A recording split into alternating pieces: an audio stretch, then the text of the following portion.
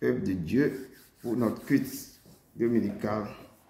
Soyez les bienvenus. Gloire, honneur, puissance à l'agneau. Gloire, honneur, puissance au lion. Gloire, honneur, puissance à l'agneau. Que la grâce et la paix vous soient données de la part de Dieu le Père et de notre Seigneur Jésus-Christ qui s'est donné lui-même pour nos péchés, afin de nous arracher du présent siècle mauvais, selon la volonté de notre Dieu et Père, à qui soit la gloire au siècle des siècles. Amen. Vous avez devant vous ce dimanche votre humble serviteur Edouard Blum du ministère de la fin des temps, basé ici à Bruxelles, Belgique. Aujourd'hui, pour notre culte du dimanche, le thème du jour c'est « Ma souffrance me prive de tout repos ». C'est Job qui est en train de parler que « Ma souffrance me prive de tout repos ». Et notre texte de base se trouve dans Job 7, versets 1 à 21. Sans plus tarder, je vous commence par deux chants. Amen. Que mes yeux vraiment, mes pensées, mes yeux sont tournés vers l'Éternel.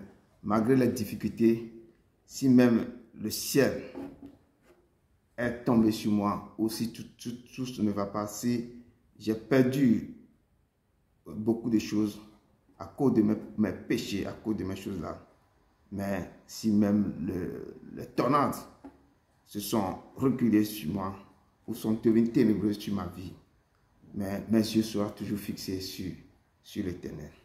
Je vais toujours, mes regards seront fixés sur lui. Je vais vous interpréter ça sur chanson en anglais. As I lay me down, heaven hear me now. I'm lost without a cause. After giving my all, when the storms has come and darkness my soul, after all that been true, who on earth can I turn to? I look to you, Lord. I look to you, my Lord. After all my strength is gone, in you I can be strong. I look to you, my Lord. I look to you, and when melody are gone, in you I hear a song. I look to you. I look to you, oh, Father. I look to you. After all my strength is gone, in you I can be strong. I look to you. I look to you. And when melody are gone, and you I hear a song, I look to you. As I lay me down, heaven hear me now. I'm lost without hope. After giving my all, with the stars has come, I'm darkness my song. After all that be true, who on earth can I turn to? I look to you, oh my Lord. I look to you. After all my strength is gone, in you I can be strong. I look to you. I look to you. And when melody are gone, in you I hear a song. I look to you. I look Seigneur, mes yeux sont sur toi. Mes yeux sont fixés sur toi. Tu es ce Dieu immense que j'adore. Je vais encore interpréter une chanson. Vraiment, que pour pouvoir, c'est le péché qui nous éloigne du Père. Et ce péché fait que nous souffrons. Nous sommes dans la souffrance. Nous sommes dans un problème terrible. Et je vais vous ramener pour que nous puissions vraiment savoir. Si Job crie qu'il est dans le problème terrible, c'est que nous devons vraiment savoir que c'est le péché qui nous amène très loin. Amen.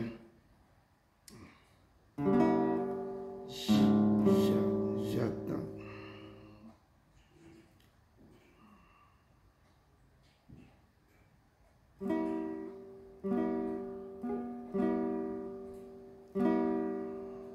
J'attends ta douce voix.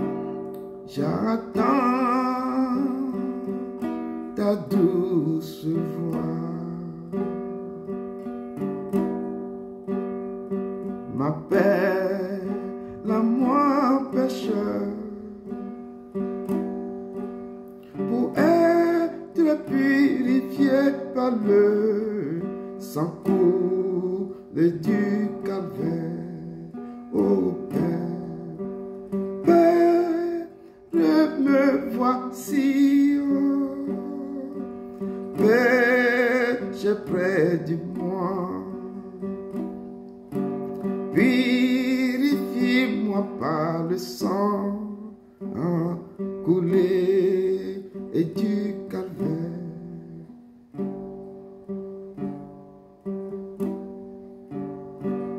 Le fardeau de péché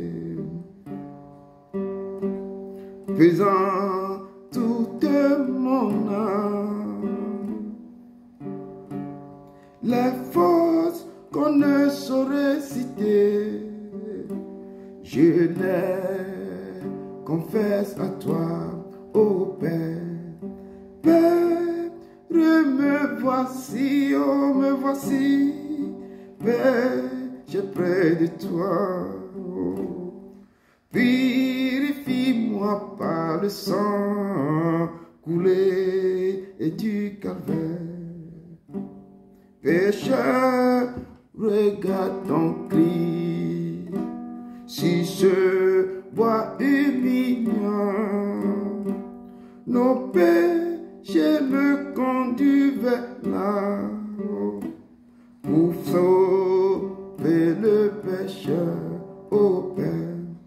Père, me voici, oh, me voici, péché près de toi. Oh. Purifie-moi par le sang coulé du calvaire. C'est la grâce qu'il me faut, pitié pour mes péchés. Pardon, purifie-moi, pardon, ton sang coulé du calvaire, ô Père. Père, me voici, péché près de toi. Oh.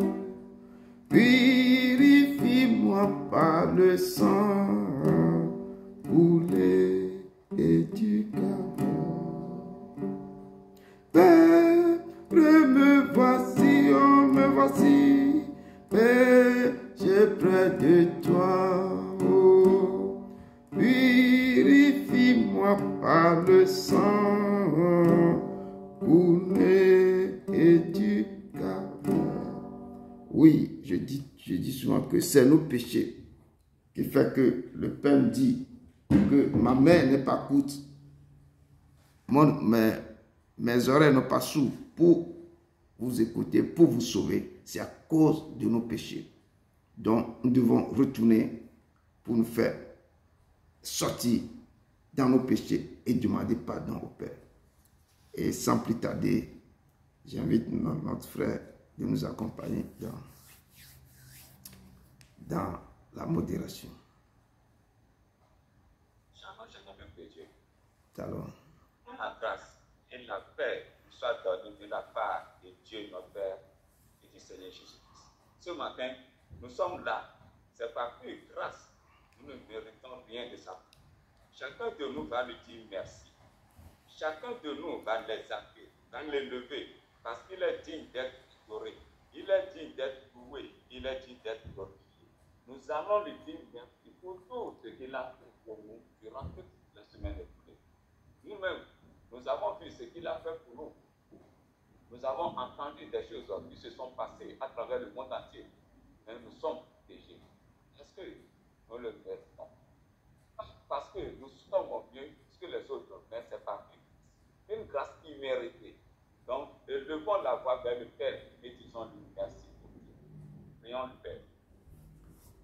Dieu d'Abraham, d'Isaac, Seigneur, notre Dieu, notre roi, nous venons simplement avec gratitude devant toi pour te dire merci pour tout tes bienfaits.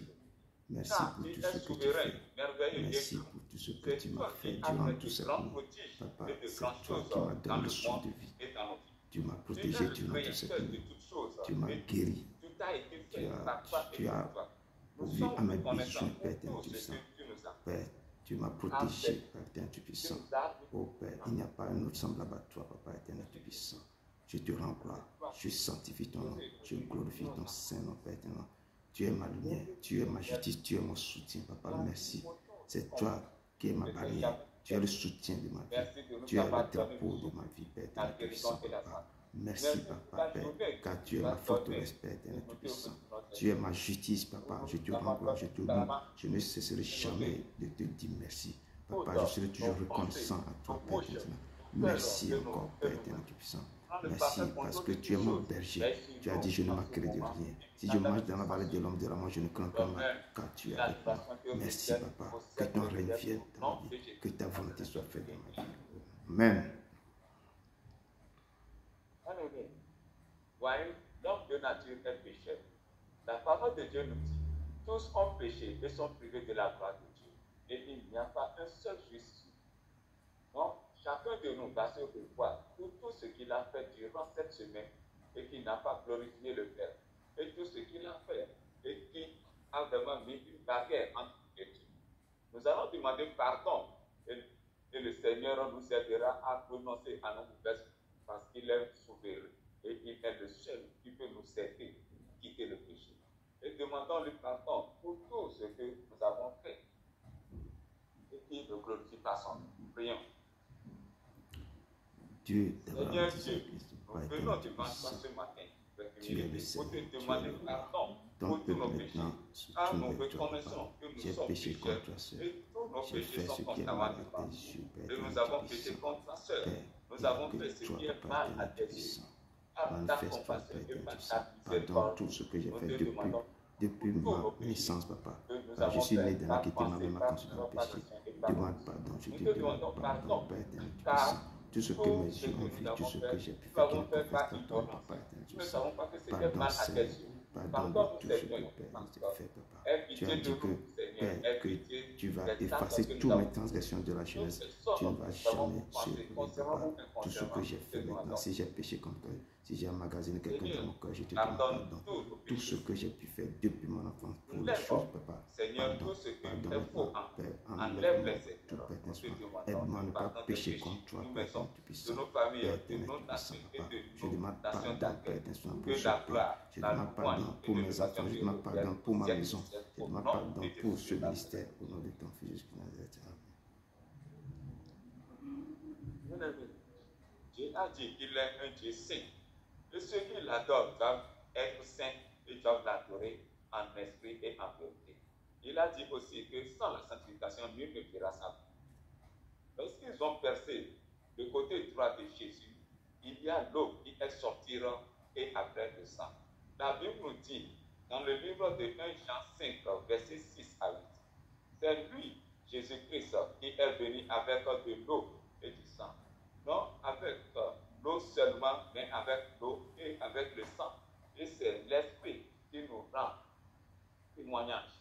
Parce que l'Esprit est la vérité. Car il y en a trois qui rendent témoignage. L'Esprit, l'eau et le sang. Et les trois sont d'accord.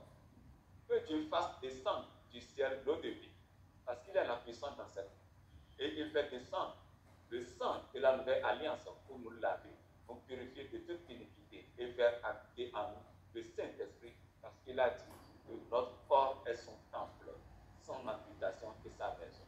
Donc les trois sont d'accord. Nous allons dire à Dieu de faire descendre les trois, de venir habiter en nous. Prions, peuple de Dieu. Dieu saint, Dieu fort, Dieu éternel, nous venons à toi avec comme un esprit de sainteté pour t'adorer en esprit et en vérité.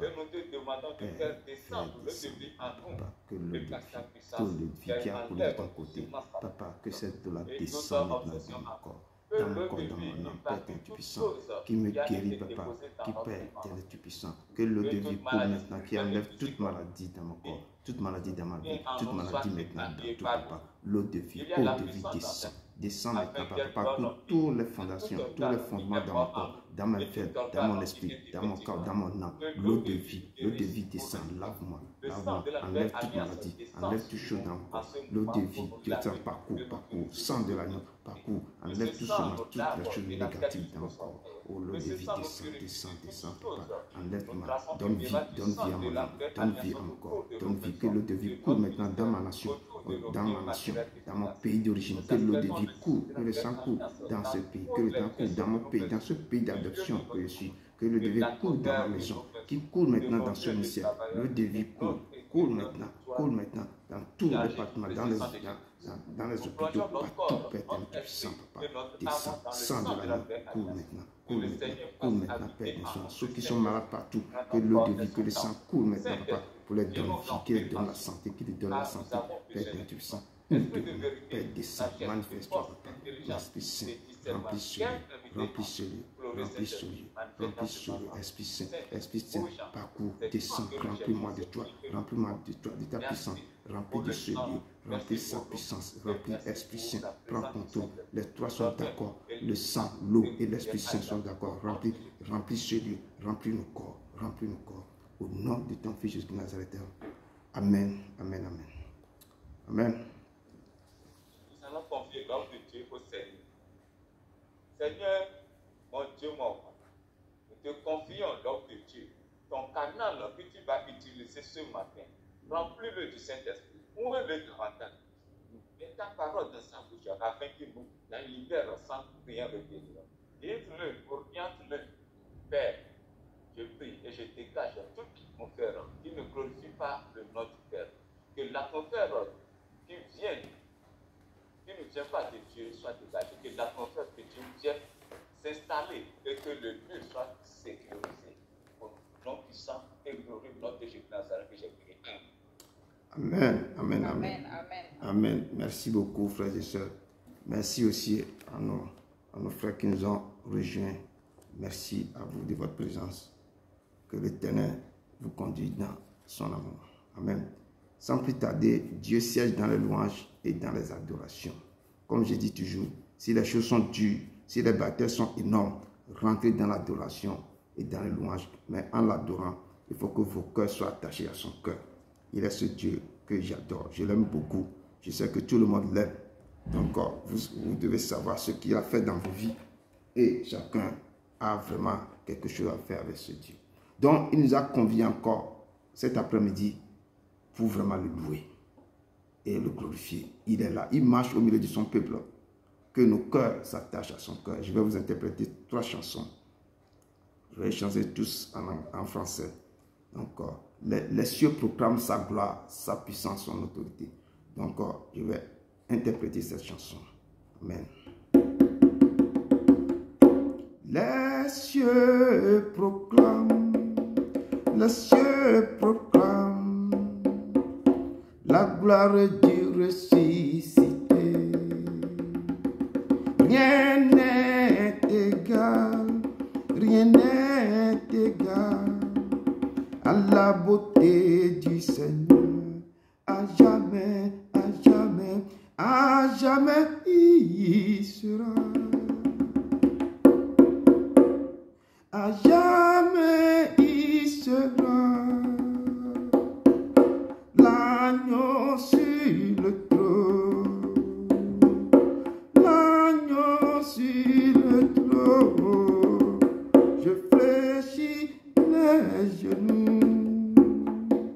je fléchis les genoux pour l'adorer, Seigneur. À jamais, à jamais, à jamais, il sera. À jamais, il sera. Le Père passe au milieu de vous. Restez concentrés. L'agneau sur le trône. L'agneau sur le trône. Je fléchis les genoux. Je fléchis les genoux. Pour l'adorer, Seigneur.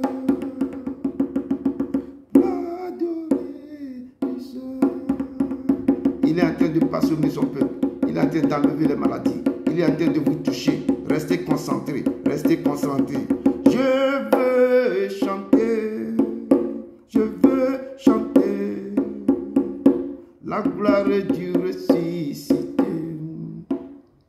L'agneau immolé. L'agneau immolé. Nous a racheté du péché. À jamais, à jamais, à jamais tu y seras.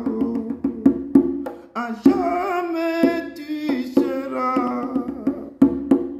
L'agneau sur le trône.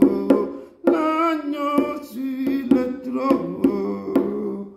Je fléchis les genoux. Je fléchis les genoux. Pour adorer le Seigneur.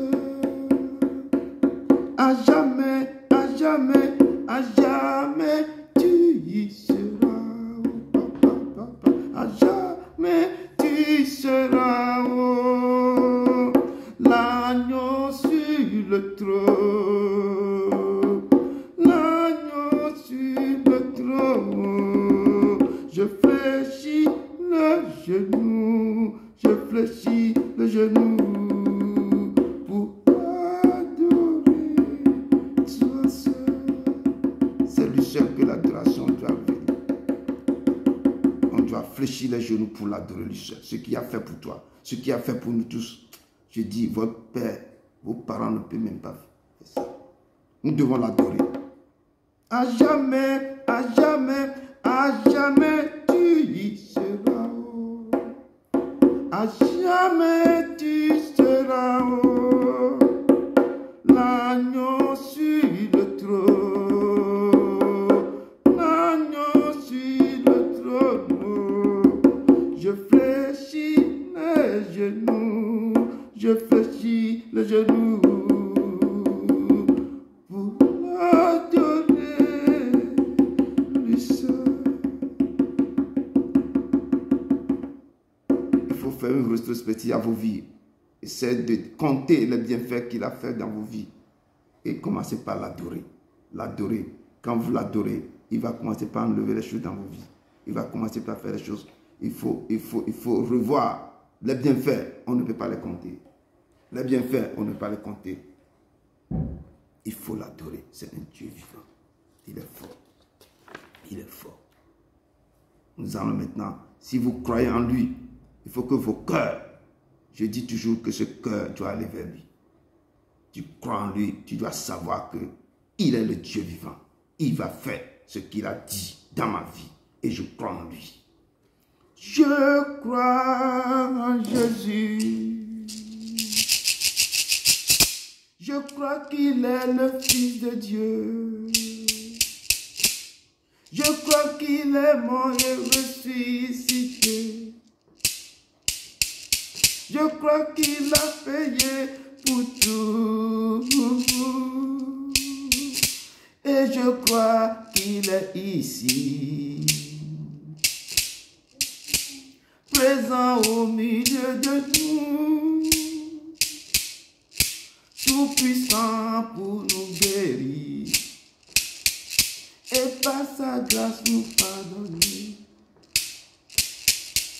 Je crois en toi, Seigneur. Je crois que tu es le Fils de Dieu. Après ta mort, Dieu t'a ressuscité. Je crois que tu as payé pour tout. Et je crois que tu es là, présent au milieu de nous, tout puissant pour nous guérir, et par sa grâce nous pardonner. Tout puissant pour nous guérir, et par sa grâce nous pardonner. Oui, il est ce Dieu. Il est présent au milieu de nous. Il marche au milieu de nous. Si vos cœurs sont là, si vous êtes en esprit, vous allez sentir sa présence au milieu de vous. Il est en train de passer. Il touche ses enfants. Il touche ses enfants. Il vous touche. Restez en esprit. Il vit. Vous allez sentir sa présence au milieu de vous. Parce qu'il vit, parce qu'il vit, je n'ai rien à craindre. Mes lendemains sont assurés. Entre ses mains, il tient ma vie pour ce temps et pour l'éternité. Je sais qu'il vit. Il vit au milieu de son peuple. Il vit en vous. Il dit que votre corps, c'est son temple. Et que l'Esprit de Dieu habite dans ce temple. Si un esprit veut vous détruire ce temple, lui-même, il va venir détruire cet esprit. Parce que votre corps est saint. Donc il vit. Il vit. Il vit. Parce qu'il vit. Parce qu'il vit. Je n'ai rien à craindre. Mes lendemains sont assurés. Entre ses mains, il tient ma vie pour ce temps et pour l'éternité. Je sais qu'il vit. Nous devons savoir qu'il vit. Qu'il vit.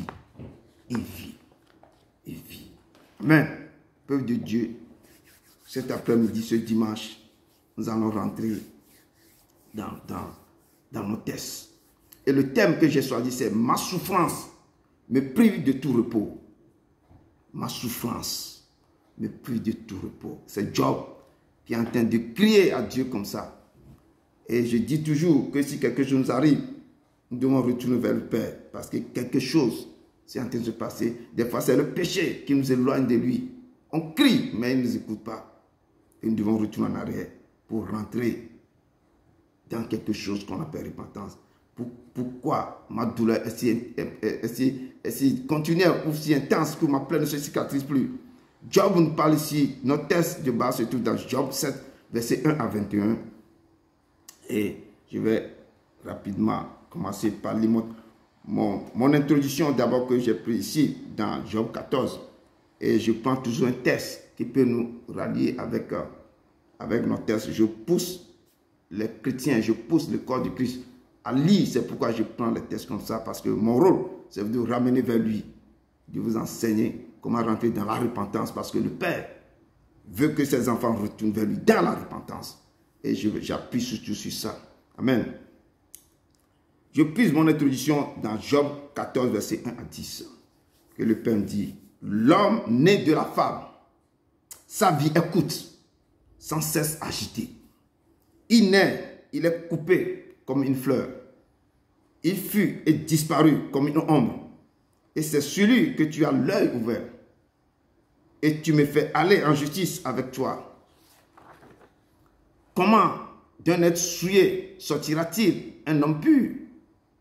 Il n'a pas sorti aucun.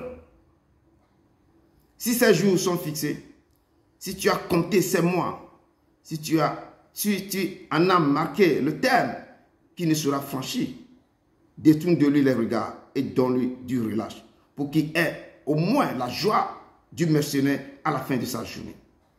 Un âme a de l'espérance. Mais quand on le coupe, il repousse, il produit encore des rejetons. Quand sa racine a vieilli dans la terre, quand son tronc meurt dans la poussière, il reverdit à l'approche de l'eau. Il pousse des branches comme une jeune plante. Mais l'homme meurt, il perd sa force. L'homme inspire et où est-il? Parole du Seigneur. Oui, l'homme meurt. Il n'y a plus rien. Il n'y a plus rien. Où est-il? Mais l'arbre, quand ses racines poussent encore, il raconte l'eau, il donne encore des choses. Donc nous ne sommes que vanité, vapeur. Nous ne sommes rien que vanité. Nous devons s'accrocher à ce Dieu. C'est lui qui a le souffle, notre souffle dans sa main, lui qui détient. Amen. Et nous allons essayer de lire ce que Job est en train de dire dans ses récits, dans son livre, Job 7, du verset 1 à 21. Amen. Le sort, je lis dans le nom puissant jusqu'à Nazareth, avec autorité et avec amour. Le sort de l'homme sur la terre est celui d'un soldat, et ses jours sont ceux d'un mercenaire. Comme l'esclave soupire après l'ombre, comme l'ouvrier attend son salaire, ainsi j'ai pour partage des mois de douleur. J'ai pour mon lot des nuits de souffrance. Je me couche et je dis, quand me leverai-je? Quand finira la nuit? Et je suis rassasié d'agitation jusqu'au point du jour. Mon corps se couvre de verre et d'une croûte terreuse. Ma peau se crevasse et se dissout. Mes jours sont plus rapides que la navette du tisserand. Ils s'évanouissent, plus d'espérance. Souviens-toi que ma vie est un souffle. Mes yeux ne reverront pas le bonheur. L'œil qui me regarde ne me regardera plus. Ton œil me cherchera et je ne serai plus. Comme la nuit se dissipe et s'en va, celui qui descend au séjour des morts ne remontera pas. Il ne reviendra plus dans sa maison et le lieu qu'il habitait ne le reconnaîtra plus. C'est pourquoi je ne retiendrai point ma bouche. Je parlerai dans l'angoisse de mon cœur. Je me plaindrai dans l'amertume de mon âme. Suis-je une mer ou un monstre marin pour que tu établisses des gardes autour de moi? Quand je dis mon lit me soulagera, ma couche calmera mes douleurs, c'est alors que tu m'effraies par des songes, que tu m'épouvantes par des visions. Ah, je voudrais être étranglé. Je voudrais la mort plutôt que ses os. Je les méprise, je ne vivrai pas toujours. Laissez-moi, car ma vie n'est qu'un souffle. Qu'est-ce que l'homme pour que tu t'en fasses tant de cas, pour que tu daignes prendre garde à lui, pour que tu le visites tous les matins, pour que tu l'éprouves à tous les instants? Quand cesseras-tu d'avoir le regard sur moi? Quand me laisseras-tu le temps d'avaler ma salive? Si j'ai péché, qu'ai-je pu te faire, gardien des hommes?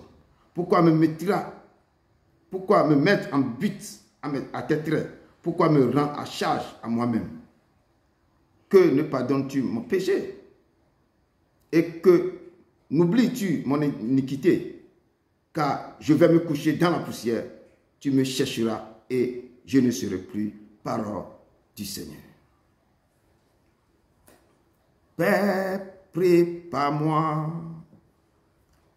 à être un sanctuaire, pur et saint, juste et droit, avec gratitude au Père. Je veux être un saint sanctuaire pour toi. Père, prépare-moi à être un sanctuaire, pur et saint, juste et droit,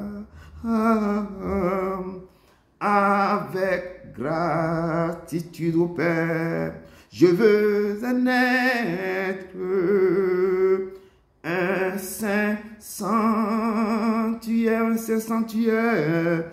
pour toi. Père éternel, tu es puissant. Prépare-moi à être un saint sanctuaire pour toi. Prépare-nous, Père. Nous tous ici, prépare-nous pour recevoir ta parole. Père éternel, tu puissant, manifeste ta présence. Efface-moi complètement et touche le cœur. Prépare le cœur de tes enfants à recevoir ta parole, ta parole. Père éternel, parle à eux, Père éternel, et présente, Père éternel, descends ta puissance, ton autorité, ta grandeur dans ce lieu. Père éternel, brise tout ce qui ne confesse pas ton nom et agis, marche dans le cœur de tes enfants, que cette parole sorte, qui guérisse, qui sorte, qui guérisse tes enfants, qui nettoie toutes les choses, qui étend les choses dans la vie de tes enfants. Papa, touche le cœur, parcours. Que cette parole maintenant transmette le cœur, transmette les moelles épinières, résoudre les choses, détruit les choses, rétablit les choses, restaure les choses, Père éternel, car tu es l'Éternel. Ton nom est la parole. Je te loue, je te rends gloire. Au nom de ton Fils Jésus de Nazareth. Amen, amen, amen, amen. Soyez encore les bienvenus, Père, mes frères et sœurs. Ici, Job, le thème que je dis, ma souffrance me prive de tout. Et quand notre souffrance nous prive de beaucoup de choses, des fois, je dis toujours que des fois, la plupart des fois sont le problème que nous racontons, nous-mêmes, peut-être nous avons dévié quelque chose ou ça vient de nos racines, le fondement de nos familles. Et Job est en train de crier, ma souffrance me prive de tout. Quand on voit la vie de Job, il est un homme intègre. Dieu me l'a qualifié, un homme intègre. Et quand le diable, Dieu a fait l'éloge de Job, le diable a dit, parce que ta main est sur lui, enlève ta main un peu, tu vas voir qu'il va commencer par te renier. Et nous avons vu la suite des temps, comment Job est rentré dans la souffrance. Il a maudit le jour de sa naissance, parce que le Père a enlevé un peu sa main dessus. Mais il dit, touche tout ce qui appartient, mais ne touche pas sa vie. Et Job est rentré dans la souffrance terrible. Il est en train de nous parler de cette souffrance. Il dit que la vie d'un homme, c'est comme la vie d'un soldat. Nous voyons actuellement que nous parlons. Beaucoup de soldats sont au front. La vie d'un homme sur la terre est celui d'un soldat. Et tu quittes. Il y a la guerre en Ukraine et Russie. Beaucoup de soldats qui sont là. Certains ne savent pas, mais qui vont revenir à la maison. C'est comme leurs jours, sont comme ceux des mercenaires. Les jours des mercenaires sont comptés. On te prend, on te paie pour aller défendre quelque chose, pour aller faire quelque chose. On ne sait même pas que tu vas revenir. Job nous décrit le sort de l'homme sur la terre. Et nous devons nous lever. Surtout quand nous rentrons dans le péché, notre sort est scellé. Parce que nous deviendrons seulement les enfants, les fils aînés du diable. Quand nous rentrons dans le péché, nous devons éviter cela. Le sort de l'homme sur la terre, celui d'un soldat. Et le combat commence dans le ventre de notre maman. Tout enfant, c'est dans le ventre que le combat commence. Et nous devons être vigilants que la vie de chaque homme commence. Le combat de chaque vie, de chaque enfant commence dans le ventre de sa mère. Jusqu'à 9 mois, le combat est déjà déclenché dans le ventre. Les origines de la famille, du père et de mère sont déjà debout pour cet enfant. Tous les étoiles qui ont mis sur cet enfant est convoité par les démons, par les sorciers de la famille. Et le combat commence dans le ventre de sa mère. L'enfant est sorti. Il y a un autre combat qui commence. Les deux parents ne savent pas, vous ne savez pas d'où ils sont venus. Qu'est-ce qu'ils sont dans leur famille? Qu'est-ce qu'ils ont dans leur famille? Les lois établies qui sont dans leur famille. La femme aussi a d'autres lois établies. Le père aussi a d'autres lois établies. Ils se sont rencontrés. L'enfant a 2 lois établies sur sa tête, dans le ventre. Et le combat terrible commence dans le ventre de l'enfant. L'enfant est sorti. Il y a encore autre chose qui se passe dans sa vie. Qui a intéressé les plans testants? Où est-ce qui a lavé l'enfant? Qu'est-ce qu'ils ont mis sur l'enfant? Qui a enlevé ces dons? L'enfant, Dieu lui a doté des dons terribles. Les parents sont en train de dormir. Les temps sont venus pour laver l'enfant. Donc vient, il met la sorcellerie dans la vie de l'enfant. Vous dormez, l'enfant est en train de travailler sur vous. Vous voyez que l'enfant c'est un petit enfant. Non. La nuit, l'enfant travaille sur vous. Les lois établies. Et parce que les parents donnent, le péché est rentré dans la maison. Et je dis le combat commence comme ça. Et la souffrance et la douleur deviennent le partage de cet enfant. Et les parents ne sont pas épargnés. Parce qu'ils sont en train de dormir. Et l'ennemi est rentré depuis le ventre. Le sort de l'homme sur la terre est celui d'un soldat. Le Père a libéré une parole depuis le jardin, depuis le jardin d'Éden, sur l'homme et la femme. Mais nous devons faire attention. Oh, si vous faites petite erreur, retournez vers l'Éternel dans la repentance. Mais si vous oubliez ça, avant de vous chercher à se marier aussi, il faut connaître dans quelle maison je vais rentrer. Quelles sont les lois qui sont dans cette famille. Même ne cherchons pas, nous ignorons tout. Amen. Le sort de l'homme sur la terre est celui d'un soldat. Et ses jours sont ceux d'un mercenaire. Comme l'esclave soupire après l'homme, comme l'ouvrier attend son salaire. Oui, c'est la souffrance quand tu te lèves très tôt le matin pour aller travailler. À la fin du mois, tu fais, je dis toujours 8 heures. Ici, chez nous, s'il pleut ou neige, s'il pleut ou ça neige, tu es obligé d'aller. Le soleil aux zénith, tu es obligé d'aller. Dans tout pays, c'est comme ça. Je n'ai pas dit que l'Europe seulement. Et à la fin du mois, tu vois, c'est ce que le Père dit, que l'homme mangera la sueur de son front. Dieu a libéré cette parole depuis le jardin d'Éden. Cette parole est toujours d'actualité jusqu'à maintenant. On appelle, ce n'est pas une bénédiction que Dieu a mis, c'est une malédiction sur la vie d'un homme. Tu dois travailler pour vivre. Ce n'est pas une bénédiction. Donc, c'est comme l'esclave qui soupire après l'homme. Il travaille, qui trouve l'homme maintenant, il va aller reposer. Même les bonnes qui sont dans nos maisons là, eux aussi on les utilise comme des esclaves. Comme l'ouvrier attend son salaire. Le Père nous ramène quelque part. L'Éternel dit, dis-moi, quel est le thème? Il y a un prophète qui est en train de parler, dans le psalmiste demande à Dieu, dis-moi, quel est le thème de ma vie? Tu m'as fait venir sur la terre, quel est le thème de ma vie? Quelle est la mesure de mes jours? Que je sache combien je suis fragile. Voici, tu as donné à mes jours la largeur de la main. Et ma vie est comme un rien devant toi. Nos vies ne sont rien devant l'Éternel. C'est pourquoi je dis, quand vous rentrez dans le péché, courez vite vers le Père. Je dis, Jésus-Christ a dit, si tu vois derrière une femme, en train de convoiter cette femme-là dans ton cœur, tu as déjà commis l'adultère avec cette femme, sans que tu parles à la femme. Je dis, chaque jour qu'on mange, chaque jour qu'on s'habille, on fait ceci, cela. C'est exactement la même façon qu'on pêche chaque jour. On devait confesser nos péchés chaque jour à l'Éternel. Chaque jour. Et le psalmiste en train de dire, et ma vie est comme un rien devant toi. C'est rien, nos vies là, c'est rien devant l'Éternel. Je dis, nous faisons comme c'est de gros Dieu seulement. C'est comme les tonneaux, nous crions seulement, nous ne sommes rien devant le Père. Oui, tout homme debout n'est qu'un souffle. Nous ne sommes qu'un souffle. C'est pourquoi Dieu m'a dit à Ézéchiel, ces ossements que tu vois, tu penses que ces ossements peuvent vivre, peuvent revivre? Ézéchiel regardait et dit que, mais Seigneur, toi, mais tu le sais. Il dit, prophétise à ces ossements de sécher qu'ils reprennent vie. Prophétise, libérez une parole. Nos vies sont que des souffles. Les ossements, il dit que maintenant, moi, je te donne l'ordre de libérer la parole. Donc, libérez vos paroles sur vos vies. Et Ézéchiel a commencé par libérer la parole sur les ossements desséchés. Et ils reprennent vie, ils reprennent vie, ils reprennent vie. Par l'ordre que Dieu lui a donné de faire. Donc si Dieu vous donne de dire libérer quelque chose, nous devons écouter sa voix pour faire. Parce qu'il est l'Éternel. Il tient, Dieu qui nous souffle est dans sa main. Il est le Dieu.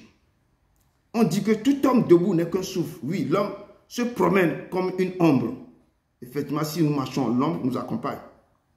Il s'agite vainement, il amasse et ne sait qui recueillera.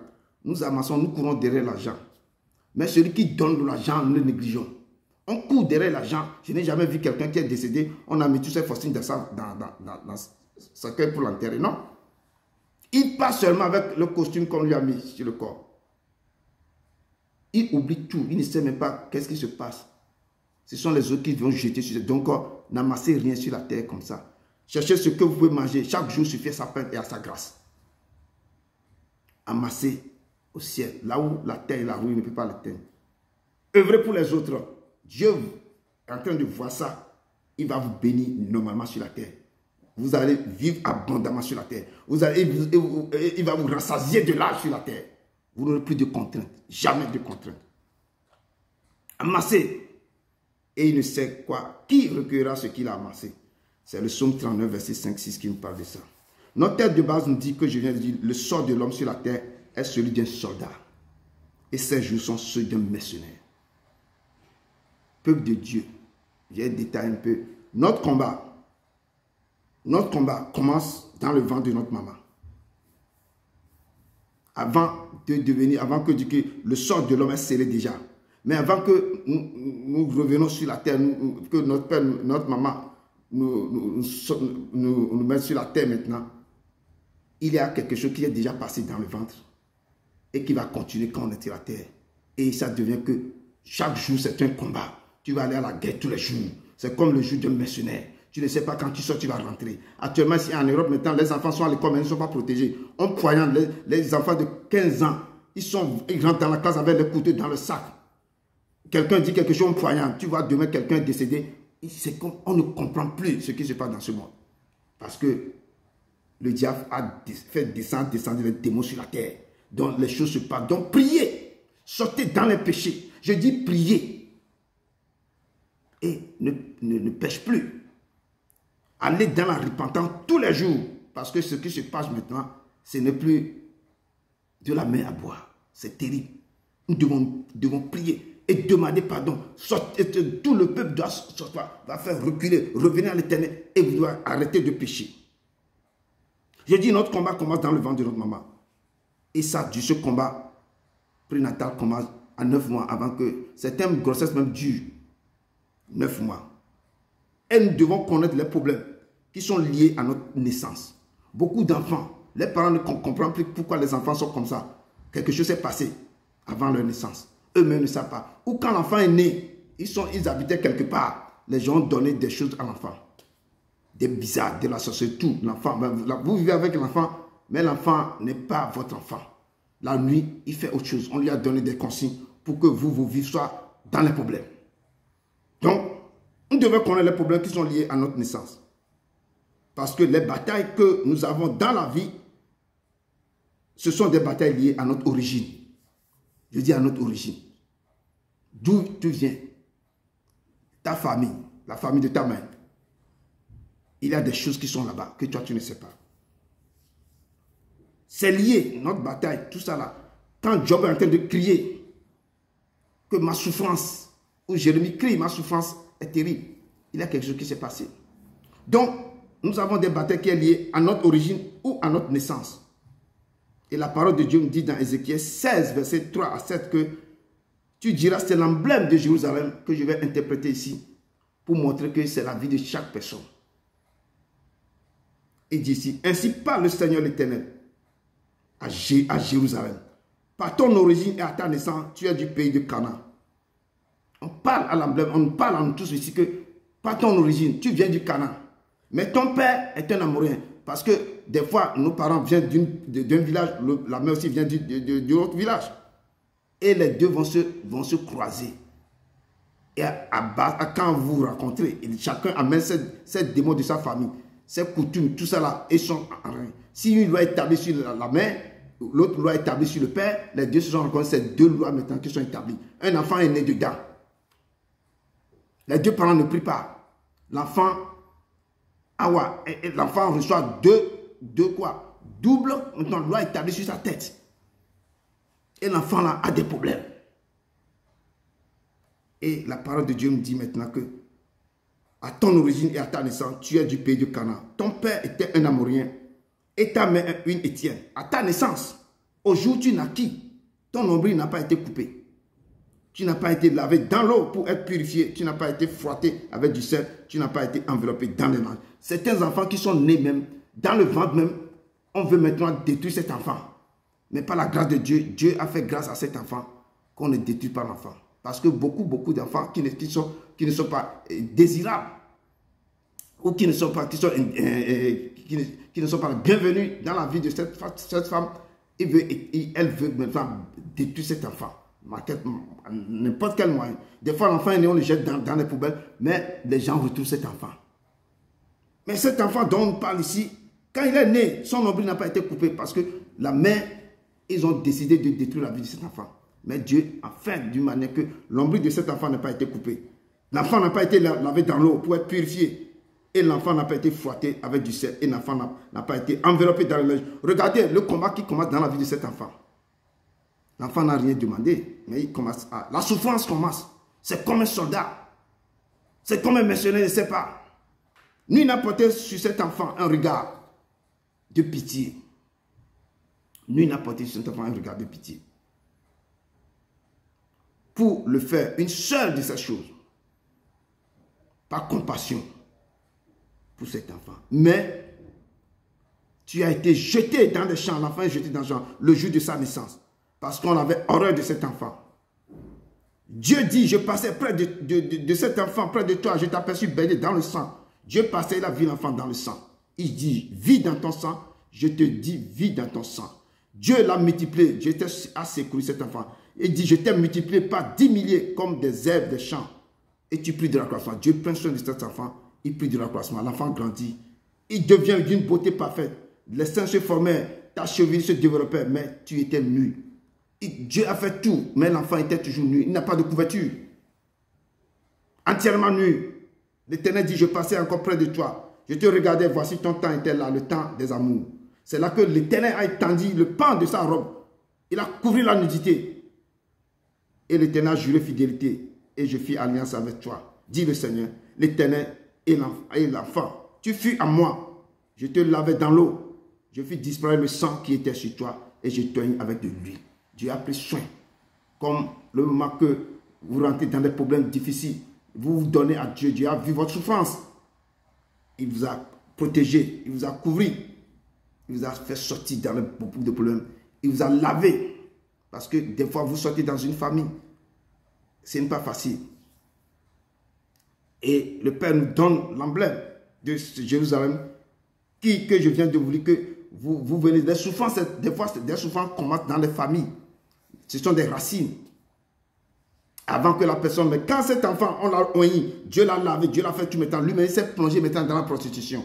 Lui-même, il a maintenant rentré dans le péché maintenant. Parce que sa naissance a été jalonnée de problèmes. En grandissant, il est rentré encore dans le péché. Donc la vie commence à partir de la naissance. Avant la naissance, nous ne pouvons pas dire que nous existons. Nous pouvons mourir dans le ventre de notre maman ou sortir mon nez. Notre vie commence à partir de la naissance. Et rappelez-vous que le combat d'Ésaü et Jacob avait commencé dans le ventre de leur mère, Rebecca. Jacob, en sortant, tenait le talon de son frère Ésaü. Dieu avait dit à Rebecca qu'il y a 2 nations dans ton ventre. Il y a l'autre, l'une sera assujettie à l'autre. Donc le problème, vous pouvez lire après dans le livre de trucs là, je pense et autres, pour voir, dans Genèse, pour voir le récit de Jacob et d'Ésaü. Donc le problème qui se passe et le péché rentre dedans, ce problème vient de la racine.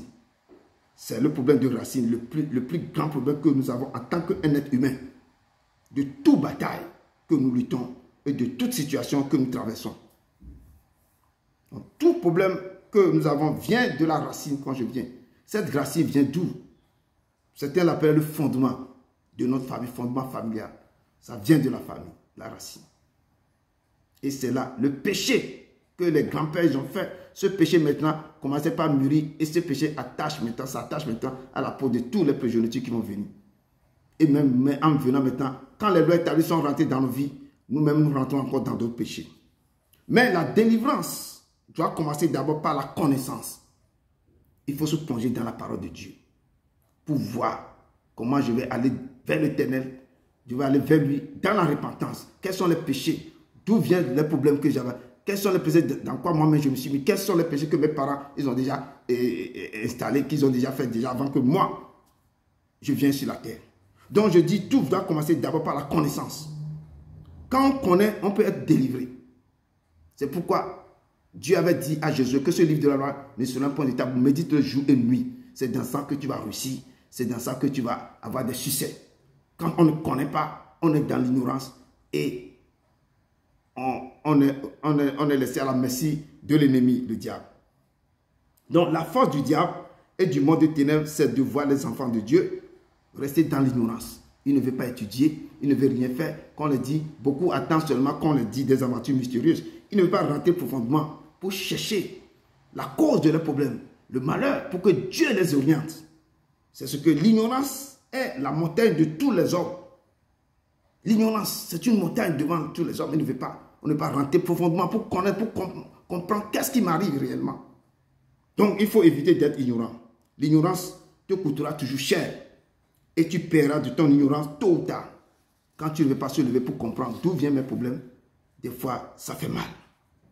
Il est écrit dans Osée 4, verset 6, que mon peuple est détruit parce qu'il lui manque la connaissance. Puisque tu as rejeté la connaissance, je te rejetterai et tu seras dépouillé de mon sacerdoce. Puisque tu as oublié la loi de ton Dieu, j'oublie aussi tes enfants. Donc, quand on ne veut pas connaître, on ne veut pas savoir qu'est-ce que j'ai fait, comment je dois aller, comment je dois... Pourquoi j'ai ce problème? Est-ce que moi-même, je suis rentré dans un péché? J'ai fait quelque chose ou bien ça vient de quelque part? Qu'est-ce que j'ai fait? Parce que si nos corps ne reflétaient pas ce que le Père veut, nous sommes dans le péché.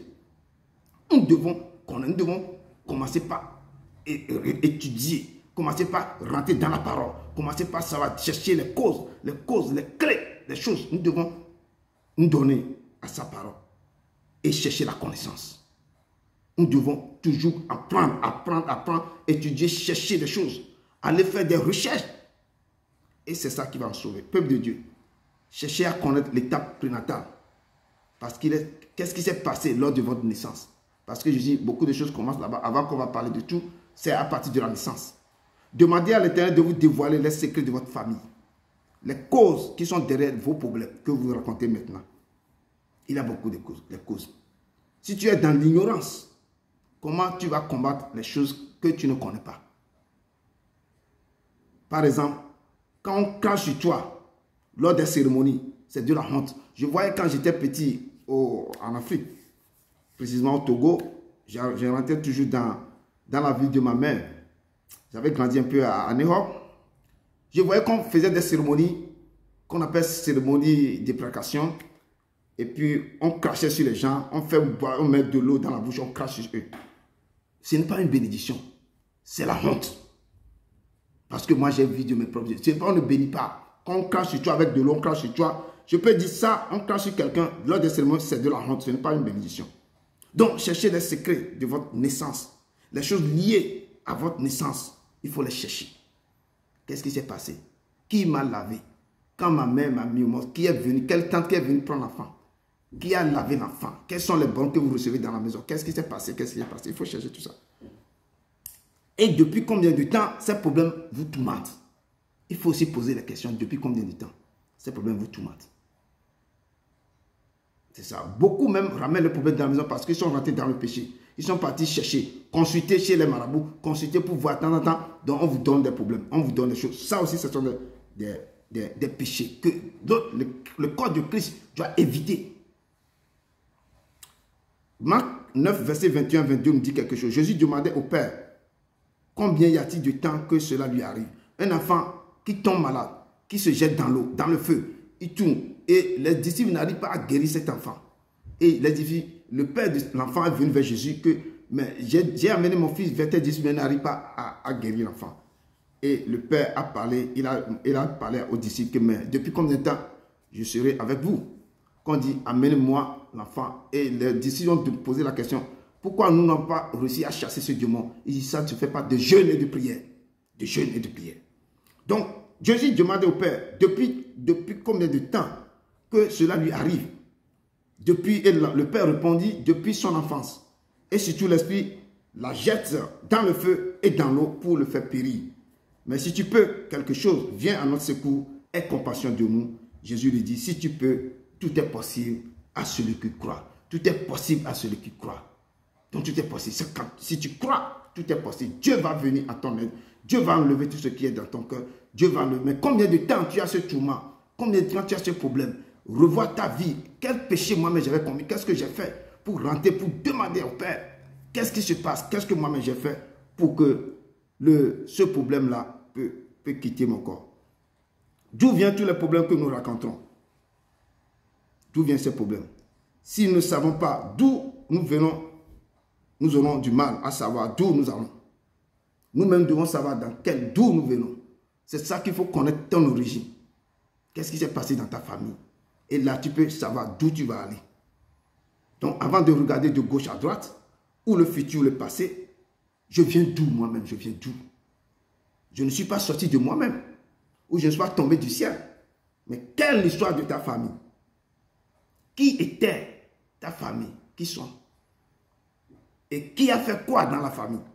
Négligez pas l'histoire de votre famille, c'est très important. Il ne faut jamais négliger l'histoire. Et n'ignorez pas l'histoire de votre famille. Je peux dire quelque chose que j'ai rencontré. La racine est toujours cachée. Dans la famille, il y a la racine. Disons, une plante où il y a toujours la racine qui est cachée sous la terre. Mais c'est cette racine qui tient les branches. C'est elle qui soutient le tronc et les fruits. Toi maintenant, tu es la branche de ta racine. La branche maintenant. Et tu es le tronc aussi, tu es le fruit de cet arbre qui est planté dans votre famille. Mais tu dépends aussi de la racine qui est cachée dans le sol. Parce que c'est l'arbre. Tu fais partie du tronc, de l'arbre, mais tu dépends aussi de la racine de cet arbre. Maintenant, tu es devenu chrétien maintenant. Tu n'as pas traité le problème de la racine qui est dans votre maison, de ta famille. Tu n'as pas regardé le problème ou la faiblesse de cette famille. Avant, je peux dire, nos parents beaucoup sont des idolâtres. Ils ont fait des alliances avec des démons, tout ça. Et aujourd'hui, ces alliances ont formé maintenant des racines. Et sur cette racine, il y a un arbre qui a poussé. Nous sommes des branches, nous sommes des troncs et des fruits. Donc, en venant au Seigneur maintenant, nous sommes en train de se déconnecter de la famille. Tout le monde, les gens connaissent Christ, ils se sont déconnectés. Mais il y a un problème que vous n'avez pas résolu. Vous êtes déconnectés de la famille. Mais nous ne devons pas ignorer d'où nous venons. Car les alliances ne peuvent pas vous laisser. Parce que la racine est là, tu n'es pas encore. Il faut traiter ce problème. Il faut se déconnecter depuis la racine de ta famille. C'est pourquoi, si tu n'es pas déconnecté, qu'est-ce que Matthieu, Dieu nous a parlé dans Matthieu 12, verset 43, 45, que lorsqu'un esprit impur est sorti, tu es devenu chrétien, tu es sorti maintenant. Tu es déconnecté de la famille. Mais il faut continuer par faire quelque chose. Et je prends un verset pour appuyer ça. Lorsque Matthieu 12, verset 43 à 45 nous dit, lorsqu'un esprit impur est sorti d'un homme, il va dans un lieu aride, cherchant du repos, et il n'en trouve point. Alors il dit, je retournerai dans ma maison d'où je suis sorti. Et quand il arrive, il la trouve vide, balayée et ornée. Il s'en va et il prend avec lui 7 autres esprits plus méchants que lui. Et il entre dans la maison, s'y établissent. Et la dernière condition de cet homme est pire que la première. Il en sera de même pour cette génération méchante. Donc si vous déconnectez, ne dites pas que c'est fini. Vous devez traiter le problème de cette racine, de cette maison. Il faut entrer aux profondeurs pour couper la racine, pour vous déconnecter totalement de cet arbre qui est l'origine, qui est votre fondation, qui est maintenant, beaucoup de lois sont établies. Et tu vas faire beaucoup de choses, tu es toujours retourné en arrière. Il y a quelque chose qui se passe dans cette forme. Et vous devez bâtir un mur de protection pour protéger votre vie chrétienne. Sinon, vous allez retourner dans les mêmes problèmes, dans les mêmes conditions. C'est pourquoi le prophète Jérémie avait crié à Dieu. Pourquoi ma souffrance est-elle continuelle? Pourquoi ma plaie ne se cicatrise pas? Ou pourquoi ma plaie est douloureuse et ne va-t-elle pas se guérir? Serais-tu pour moi une source trompeuse, comme une eau dont on n'est pas sûr? C'est pourquoi ainsi parle l'Éternel. L'Éternel lui a parlé. Si tu te rattaches à moi, je te répondrai. Parce que tu cries, pourquoi ma douleur? Pourquoi ma plaie? Pourquoi ça? Pourquoi ça? Beaucoup de chrétiens crient tous les jours. Pourquoi je suis depuis des années dans les églises? Mais pourquoi ma vie est toujours comme ça? Je dis, Dieu dit, ma main n'est pas courte, mais je n'ai pas sourd. C'est à cause de vos péchés. À cause de vos péchés que si vous criez vers moi, je ne vous attends pas. Si vous avez vos mains, moi je ne vous écoute même pas. Ce qui sort de vos bouches là, c'est comme des bruits dans mes oreilles. Parce que vos péchés sont tellement énormes. Et Dieu est en train de parler à Jérémie, le prophète, que si tu te rattaches à moi, je te répondrai. Si tu te tiendrais devant moi, si tu ne sais pas ce qui est précieux de ce qui est vie, vous devez vous séparer de ce qui est précieux de ce qui est vie. Vous devez vous déconnecter de toutes les réalités de ce monde ici et traiter le problème. Connectez-vous à Dieu. Dieu va vous relever, va vous faire sortir dans toutes choses. L'Éternel va découper, va arracher maintenant l'arbre qui est là, la racine qui est profondeur. Le Père même va prendre son caterpillar pour déraciner tout. Vous devez vous rattacher à l'Éternel. Il dit, si tu te rattaches à moi, si tu te tiendrais devant moi, il faut te tenir devant sa face. Il dit que je veux te voir, je veux que tu sois devant moi. Tenez-vous devant lui et séparez-vous de ce qui est précieux, de ce qui est vie. Que Dieu soit, qu'il soit au premier rang de votre vie. Je dis au premier rang.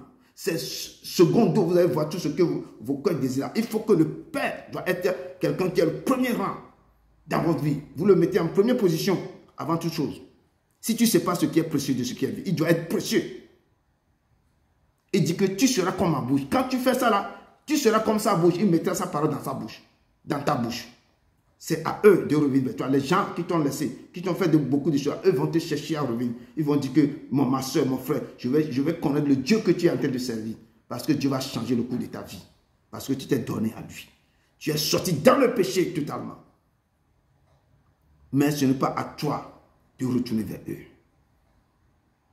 C'est pourquoi Joël me dit, maintenant encore dit l'Éternel, revenez à moi de tout votre cœur, avec des jeûnes, avec des pleurs, avec des lamentations, déchirez vos cœurs et non vos vêtements et revenez à moi. Nous devons laisser le péché. Nous devons sortir de tout péché. Les gens nagent dans la piscine du péché. Je parle de péché parce que quand la douleur embrasse quelqu'un, si nos vies sont devenues comme un soldat ou les temps sont comme un mercenaire, c'est qu'il y a quelque chose qui nous bloque. Il y a un péché qui est là. Nous devons chercher quelle est la cause de ce problème. Si même Dieu a maudit la terre, quand même, si nos vies, nous sommes dans les problèmes, dans les douleurs, dans les souffrances, il y a quelque chose qui se passe. Nous devons retourner à voir ça. Et Dieu lui dit, déchirez vos cœurs et non vos vêtements. Revenez à l'Éternel, retournons vers l'Éternel, votre Dieu, car il est compatissant, miséricordieux, lent à la colère, mais riche en beauté. Il se répand des mots qu'il envoie. Retournons à l'Éternel. Je dis, rien n'est quand, si même le péché est noir comme le cramoisi, retourne vers l'Éternel. Dans quoi? Dans la repentance. Son cœur est dans la joie. Quand il voit son fils qui est venu, sa fille qui est venue, se prosterner devant lui, dans l'humilité, que prosterner vers lui, avec un cœur sincère, dit que papa, vraiment j'ai péché. Et commence par détailler les choses à l'Éternel. Et que des remords remplissent son cœur. Dans la joie et dans la paix, dans la compassion, le Père pardonne. Il dit que je vais effacer toute transgression de la jeunesse. Je ne me souviendrai plus de ça. Je vais l'effacer comme des nuages. Comme des nuages, je vais l'effacer. Je ne fais pas ça à cause de ta justice, mais à cause de ma compassion. Parce qu'il a vu ton cœur. C'est pourquoi Jérémie 17 nous dit que le péché de Judas est écrit avec un burin de fer. C'est un péché que nos parents ont fait depuis des années. Ce péché est écrit avec un burin de fer et gravé avec une pointe de diamant. Et ce péché accompagne tous les enfants de cette génération, de cette famille. Il est gravé sur la table de leur cœur. Parce que le Père fait un péché qui est gravé avec du sang. Donc ce péché accompagne les enfants. Ce sont les lois qui sont établies. Les réclamations sont derrière. Mais vous êtes dans la vie, vous criez, mais il y a quelque chose qui est derrière vous. Nous devons réveiller. Et nous-mêmes, nous faisons encore beaucoup de péchés encore pour amplifier ça encore. Et Jérémie 17, verset 1, 2, dit que le péché de Judas est écrit avec un burin de fer. Avec une pointe de diamant. Il est gravé sur la table de leur cœur. Et sur les colonnes de leurs autels. Comme ils pensent à leurs enfants ainsi. Pensent-ils à leurs autels? Comme ils pensent à leurs enfants, ils pensent toujours au péché. À leurs autels qu'ils ont fait et à leurs idoles d'attacher près des arbres verts sur les colonnes élevées. Peuple de Dieu, abandonnons le péché, donnez-vous totalement à Dieu et la souffrance, les douleurs seront ôtées de votre vie. La souffrance, les douleurs seront ôtées de Dieu. Nous devons nous abandonner totalement à ce Dieu. Nous devons, avec volonté, le peuple de Dieu va réussir, avec volonté. Vous allez réussir. Je dis le péché, c'est ça qui gangrène, c'est ça qui détruit. C'est ça qui fait que la douleur s'empare de nos corps. Nous sommes devenus des soldats. Nos jours sont comme les jours des mercenaires. Et Job est en train de crier, en train de parler de ça. Job, je n'ai pas dit qu'il a péché, en tout cas, mais c'est le Père qui a livré la vie de Job. Mais Job revoit la vie d'un être humain. Et Job a maudit le jour de sa naissance. de Job 3, il a maudit le jour de sa naissance. Que ce jour, je ne veux pas que ce jour existe même. Le jour qu'on a appris à mon père qu'un enfant m'allait né. Parce que Job voit, et il est en train de regarder sa douleur, sa souffrance. La parole de Dieu nous dit alors dans Genèse 3, versets 17 à 18, Dieu dit à l'homme dans le jardin d'Éden, lors du péché adamique, puisque tu as écouté la voix de ta femme et que tu as mangé l'arbre au sujet duquel je t'avais donné cet ordre, tu n'en mangeras point. Le sol sera maudit à cause de toi. C'est ta faute de peine que tu en tireras ta nourriture tous les jours de ta vie. Il te produira des épines et des ronces, et tu mangeras de l'herbe des champs.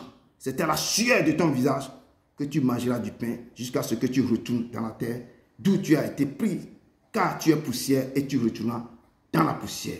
Et nous voyons que c'est là que je dis que cette parole que Dieu a prononcée, c'est une malédiction que Dieu avait libérée sur la vie de l'homme. Il a parlé à la femme aussi que c'est dans la souffrance que tu vas mettre au monde. Il a maudit aussi le serpent que tu vas ramper. Et tu vas manger de la poussière parce que tu ne vas plus marcher, mais c'est sur ton ventre que tu vas marcher. Et les postérités de la femme vont écraser ta tête, toi tu vas mordre le talon.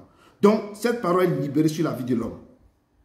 Et nous avons vu dans la vie, même c'est dans le temps, la loi des choses se sont passées, mais cette parole que Dieu avait libérée, cette parole, personne n'est pas là pour révoquer cette parole. C'est déjà là, ce sont des cycles tous les jours. L'homme doit souffrir, si elle est née directement, c'est la souffrance est attachée dans sa peau. Tu dois te lever et tu vas briser cette souffrance. Toi-même, tu vas décider, tu vas s'attacher à Dieu. Tu vas éviter les péchés dans ta vie. Tu vas te donner à Dieu dans la fidélité, dans l'amour, de les chercher. Et fais tout pour que papa aide-moi de ne pas pécher contre toi. Et là, cette malédiction-là va être moins soulagée. Dieu va te bénir. La souffrance que tu auras sur cette terre ne va pas être cette souffrance comme ça. Mais Dieu va te rassasier de l'âge. Tu vas jouir comme les grands rois, les gens jouaient sur leur vie.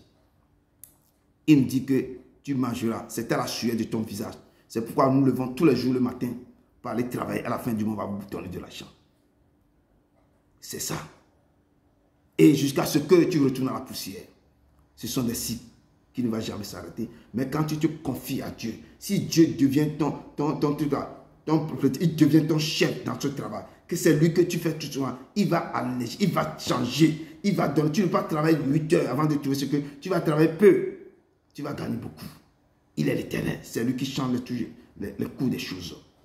Et je dis à partir de ce moment que le Père a libéré cette parole. La souffrance et la douleur sont attachées à la vie de l'homme. Et la Bible dit, mon corps n'était point caché devant toi lorsque j'ai été fait dans un lieu secret, tissé dans les profondeurs de la terre. Et le psalmiste a écrit, quand je n'étais qu'une masse informe, tes yeux me voyaient. Et sur le livre était tout écrit, les jours qui m'étaient destinés avant aucun d'eux n'existe. Dieu a déjà écrit tout. Quand nous allons venir sur cette terre, il a déjà programmé tout. Mais ce qu'il avait déclaré, la chose est déjà là. Mais c'est pourquoi quand tu es dans le ventre, il y a un combat qui commence. Et quand tu vas sortir, c'est comme les trucs là, les tortues. Quand ces tortues, ils pondent leurs œufs, quand les œufs éclorent, avant que les petits vont rentrer dans la main, ce sont des combats que les petites tortues sont en train de mener parce que les aigles, tout ça, tous les gens, tous les oiseaux veulent les prendre pour manger. Jusqu'à ce qu'ils rentrent dans la main. Quand ils ont la chance de parcourir toute la plage pour rentrer dans la mer, il y a un autre combat dans la mer. C'est ainsi la vie d'un homme. Tu es né dans la souffrance. Tu es né dans les douleurs. La maladie, les lois établies sur la famille, les réclamations, tout est derrière toi. Et toi, mais tu rentres encore dans un péché. Nous devons éviter tout ça.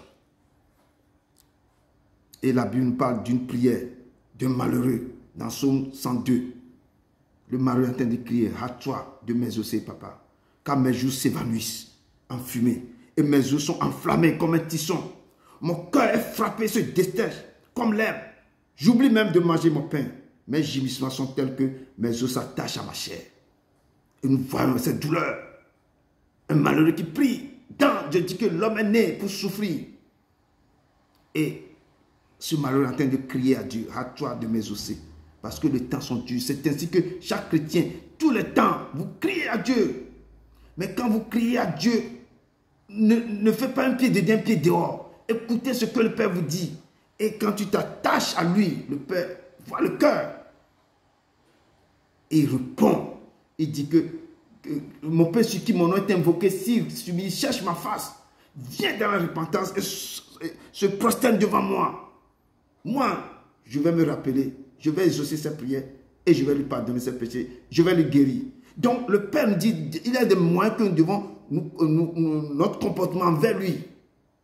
Et lui aussi, il obéit et il fait des choses. Il est le Dieu vivant, il est le Seigneur.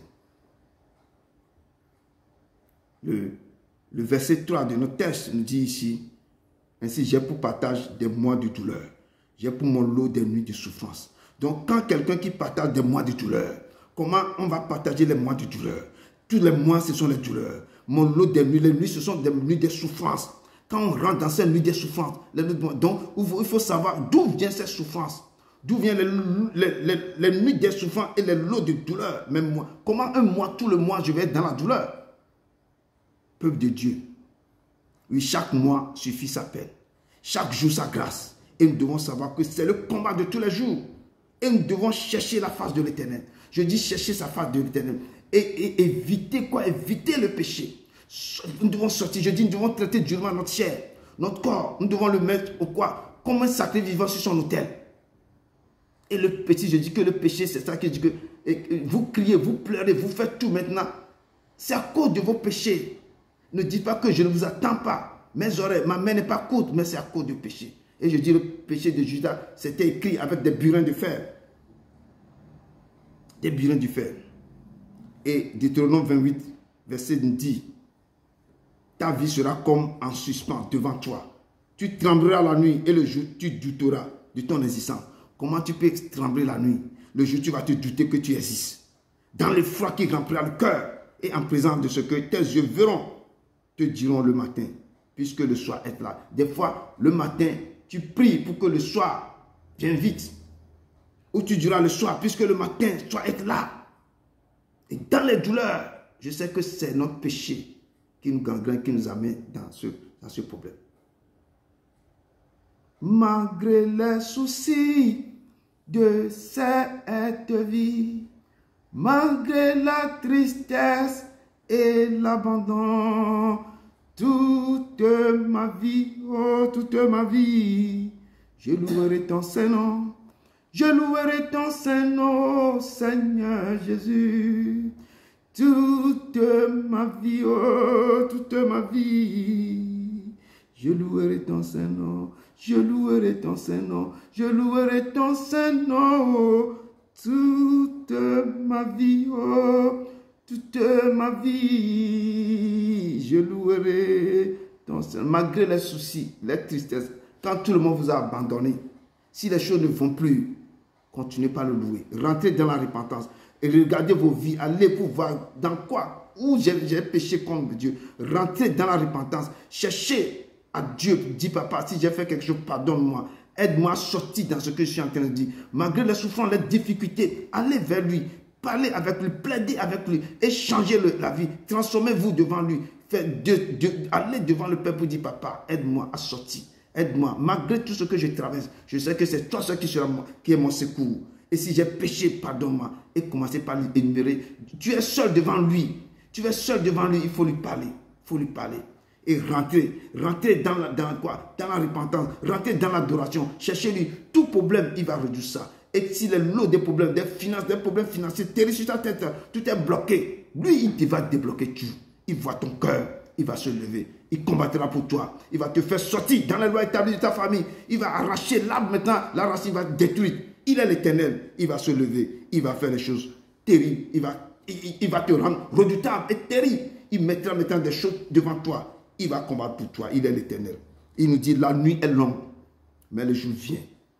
Il y a une parole qu'on parle souvent chez nous, que lors de l'indépendance de notre pays, et notre leader là, avait prononcé cette phrase, qui est que la nuit est longue, mais le jour vient. Si la nuit est tellement longue, il n'y a jamais le jour qui n'est jamais apparu. Si les tunnels sont tellement longs, il y a le bout de tunnel que tu vas voir. Donc, chaque fois que les nuits de douleur vous accablent dans vos vies, il faut espérer que le jour va venir. Il faut toujours espérer. Et prier, remettez-vous à Dieu. Parce que, et ayez confiance en lui. Parce que nul n'est semblable à lui. Il est ce Dieu vivant. Et persévérer dans la prière. Persévérer dans la prière. Et le psalmiste dit ici, détourne ton regard de mes péchés. David, quand il a fait des péchés, quand il a commis des péchés, il a couru vers l'Éternel. Il s'est prosterné devant le Père. Il commence par écrire Psaume 51. Et dans son cœur, il a commencé par parler. Il a commencé par parler.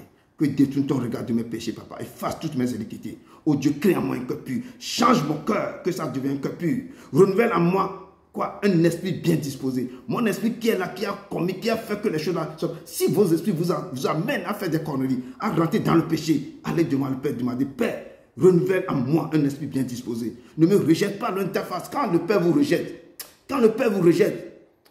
c'est dangereux. Un ami peut vous rejeter. Tous vos gens peuvent vous rejeter. Mais ne permettez jamais que le Père, Jésus-Christ ou Dieu vous rejette. Il faut demander à ça, oui. Il va vous dire, si on te rejette, comment ça se passe. Ne me retire pas ton esprit. Il faut que vous allez faire tout pour qu'il ne vous retire pas son Esprit Saint. Et c'est David qui est en train de supplier le Père. Rends-moi la joie de ton salut, qu'un esprit de bonne volonté me soutienne. Que l'esprit de bonne volonté vous soutienne. Il est l'Éternel. Nous permet quand je dis nos péchés, nos erreurs, tout ça, ça nous amène que quand on commet des erreurs, il faut courir, aller vers lui. Je dis c'est quoi? Il est car sa miséricorde dure à toujours. Je dis car sa miséricorde dure à toujours. C'est lui qui fait les choses. Il va vous redonner.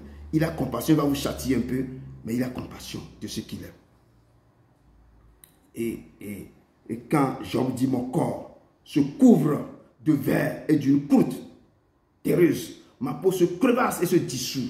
Tu vas sentir dans quoi Job est en train de passer dans cette souffrance. Mes jours sont plus rapides que la navette de Tisserand. Donc, il voit les douleurs, les choses qui se passent dans sa vie. Peuple de Dieu, l'homme de nature est pécheur. Et la parole de Dieu nous dit que tous ont péché et sont privés de la gloire de Dieu. Il n'y a même pas un seul juste sur la terre. C'est pourquoi la souffrance et la douleur sont rentrées dans nos vies, dans la vie d'un homme, jusqu'à sa mort. Parce que nous sommes pécheurs. Et la Bible dit, venez à moi, vous tous qui êtes chargés, fatigués. Vous tous qui peinez sous le poids du fardeau. Et moi, je vous procurerai le repos. Prenez sur vous mon joug, Jésus qui parle. Devenez mes disciples, car je suis doux et humble de cœur, et vous trouverez du repos pour votre âme. C'est chez lui que vous pouvez trouver du repos. Oui, mon joug est facile à porter. Mon fardeau est tellement léger. Le Seigneur nous appelle cet après-midi à venir à lui et de le suivre dans les bons et les mauvais jours. Si même les jours sont bons ou mauvais, il faut le suivre. Il est l'Éternel. Job nous dit dans son livre que mon corps se couvre de verre et d'une croûte terreuse. Ma peau se crevasse et se dissout. Si la personne voit que son corps, sa peau, il voit les choses qui se dégradent de son corps. Je dis beaucoup ont des problèmes que les corps se dégradent. Ils ont des choses. Certains sont vivants, mais ils se sont en train de se pourrir à l'intérieur de leur corps. Mais c'est le Père seulement qui peut résoudre ça. La personne est vivante. Mais il est en train de pourrir à l'intérieur de lui. Et le Père qui repart toutes choses s'est levé. Parce que cette personne s'est confiée à Dieu.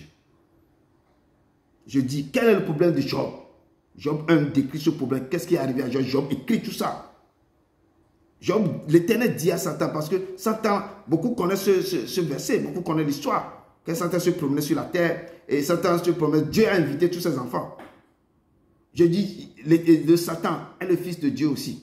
Il est parti, et Dieu lui parlait, lui demandait, mais d'où viens-tu? Satan a dit que je viens de promener sur la terre. Et là, Dieu lui a parlé, mais as-tu vu mon serviteur Job? Il est intègre. Il dit oui, là, je le regarde tout le temps, je le vois. Parce que ta main sur lui, enlève au moins ta main et on verra si il va se jouir encore qu'il est temps. Enlève seulement ta main et moi je vais descendre. Dieu lui dit, voici tout ce qui je te donne toi. Quand ils ont parlé, ils ont fait le deal maintenant, Dieu dit, voici tout ce qui lui appartient, je te le livre. Dieu lui a dit que je te livre tout ce qui appartient à Job. Donc des fois, méfiez-vous, quand vous pouvez être en bon terme avec Dieu, Dieu peut vous livrer comme ça. Dieu lui dit, mais je te livre tout. Parce que Job dit à Dieu, si tu me livres, tu vas voir s'il va te maudire. Parce qu'il t'aime, il fait tout parce que tu le protèges. Mais enlève la main seulement sur lui un peu, tu vas voir comment il va commencer par t'insulter. Beaucoup des chrétiens, quand ils commencent à rentrer dans les problèmes, ils commencent par insulter le Père. Et c'est l'exemple là. Dieu tente, et Dieu ne tente pas. Dieu vous met à l'épreuve. Vous demandez quelque chose, il vous dit, bon, fais ça d'abord. Ou bien il vous regarde. Après, il va voir si vous allez faire ça. C'est à ce moment-là que Dieu va agir. Mais Dieu, ici, il dit, bon, ok, je vais te livrer, je vais voir s'il va m'insulter, s'il va se tourner le dos. Et le Père dit que je te le livre, seulement ne porte pas la main sur lui. Je livre tout ce qui appartient, mais ne porte pas la main sur lui. Mais tous ses enfants ont été tués. Tout, mais seulement ça dit seulement que Dieu a épargné. Et Satan se retira de devant la face de l'Éternel. Et je dis que l'Éternel vient de livrer Job à Satan. Et l'agonie, la souffrance, les douleurs commençaient par Job. Et Ésaïe 14, verset 10, 11 dit, tout prenne la parole pour te dire, toi aussi, tout le monde, toi aussi, tu es sans force comme nous. Comme la chose est commencée par Job, maintenant tout le monde est étonné, ses amis sont étonnés. Mais toi que le Père protège, toi que personne ne va toucher, comment d'un seul coup, tu as perdu tout et tu es dans l'agonie comme ça. Et c'est pourquoi Ésaïe 14 nous dit, tout prenne la parole pour te dire, mais toi aussi tu es sans force comme nous, tu es devenu semblable à nous. Ta magnificence est descendue dans le séjour des morts. Avec le son de tes huit, sous toi est une couche de verre et les vers sont ta couverture. Donc, des fois, quand Dieu retire sa main sur la personne, on voit l'agonie, on voit les choses, on voit des choses qui se passent dans la vie de cette personne. Les vers sont devenus maintenant quoi? Sa couverture. Et Job nous dit, souviens-toi que ma vie est un souffle. Chaque vie est un souffle. Que je dis, c'est Dieu qui tient nos souffles dans sa main. Car le nombre de mes années touche à son terme. Job est en train de parler, le nombre de mes années touche à son terme. Et je m'en irai par un sentier d'où je ne reviendrai pas. Donc, il se sent lui-même que je ne vais pas. Il n'a pas maudit le Père. Seulement, il a maudit le jour de sa naissance. Que si je savais, si je savais que ce jour-là, je vais venir là, je maudis ce jour. Parce que ce qui m'arrive maintenant là, ça ne peut pas m'arriver. Et je dis, les gens, certains sont dans l'agonie, certains n'ont pas péché. Mais Dieu a livré leur vie pour voir si vraiment, c'est qu'ils ont l'amour pour lui. Et Job a expérimenté, Job a vu, Dieu a vu l'amour. C'est comme Abraham, Dieu l'a tenté, il a dit que donne-moi ton premier fils, ton fils unique. Je vais voir vraiment si tu m'aimes. Et il a pris l'enfant. Malgré tout, il a pris l'enfant pour pouvoir sacrifier l'enfant. Dieu l'a dit que non, ce que je viens de voir, tu as fait là. Là, ce que je t'ai dit, je vais te faire. Et nous devons aussi avoir la foi là pour Dieu, l'aimer de tout notre cœur. Et éviter le péché. Aimer de tout notre cœur. Dieu tient dans sa main l'âme de tout. Dieu tient dans sa main l'âme de tout ce qui vit. Le souffle de toute chair d'homme. Donc, dans toute difficulté, nous devons tourner vers lui, vers Dieu. Parce que notre âme, je dis, c'est dans sa main. Il dit, qui peut tuer l'âme et le corps, celui qui peut tuer, il ne faut pas avoir peur d'une personne qui peut tuer votre corps, mais qui ne peut pas détruire l'âme. Mais il faut craindre la personne qui tient l'âme, qui peut tuer l'âme et le corps, qui peut détruire tout. C'est cette personne que c'est lui qui a le pouvoir de faire ça. Il dit que j'ai la clé des morts de celui dans ma main. Donc, il est ce Dieu vivant que je vous présente. Job voyait que son sort était scellé. Et disait, le sort de l'homme sur la terre est celui d'un soldat. C'est le sort. Tout homme sur la terre, c'est celui d'un soldat. Et le soldat, quand il sort de la maison, quand il a une guerre, il faut prier qu'il revienne. Et les jours d'un homme, c'est comme les jours d'un mercenaire.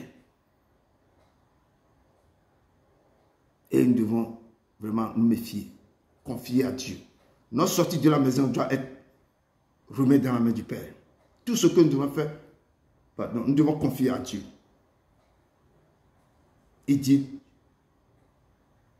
le sort de l'homme sur la terre est celui d'un soldat. Et il disait encore, comme la nuée se dissipe et s'en va, celui qui descend au séjour des morts ne remontera pas.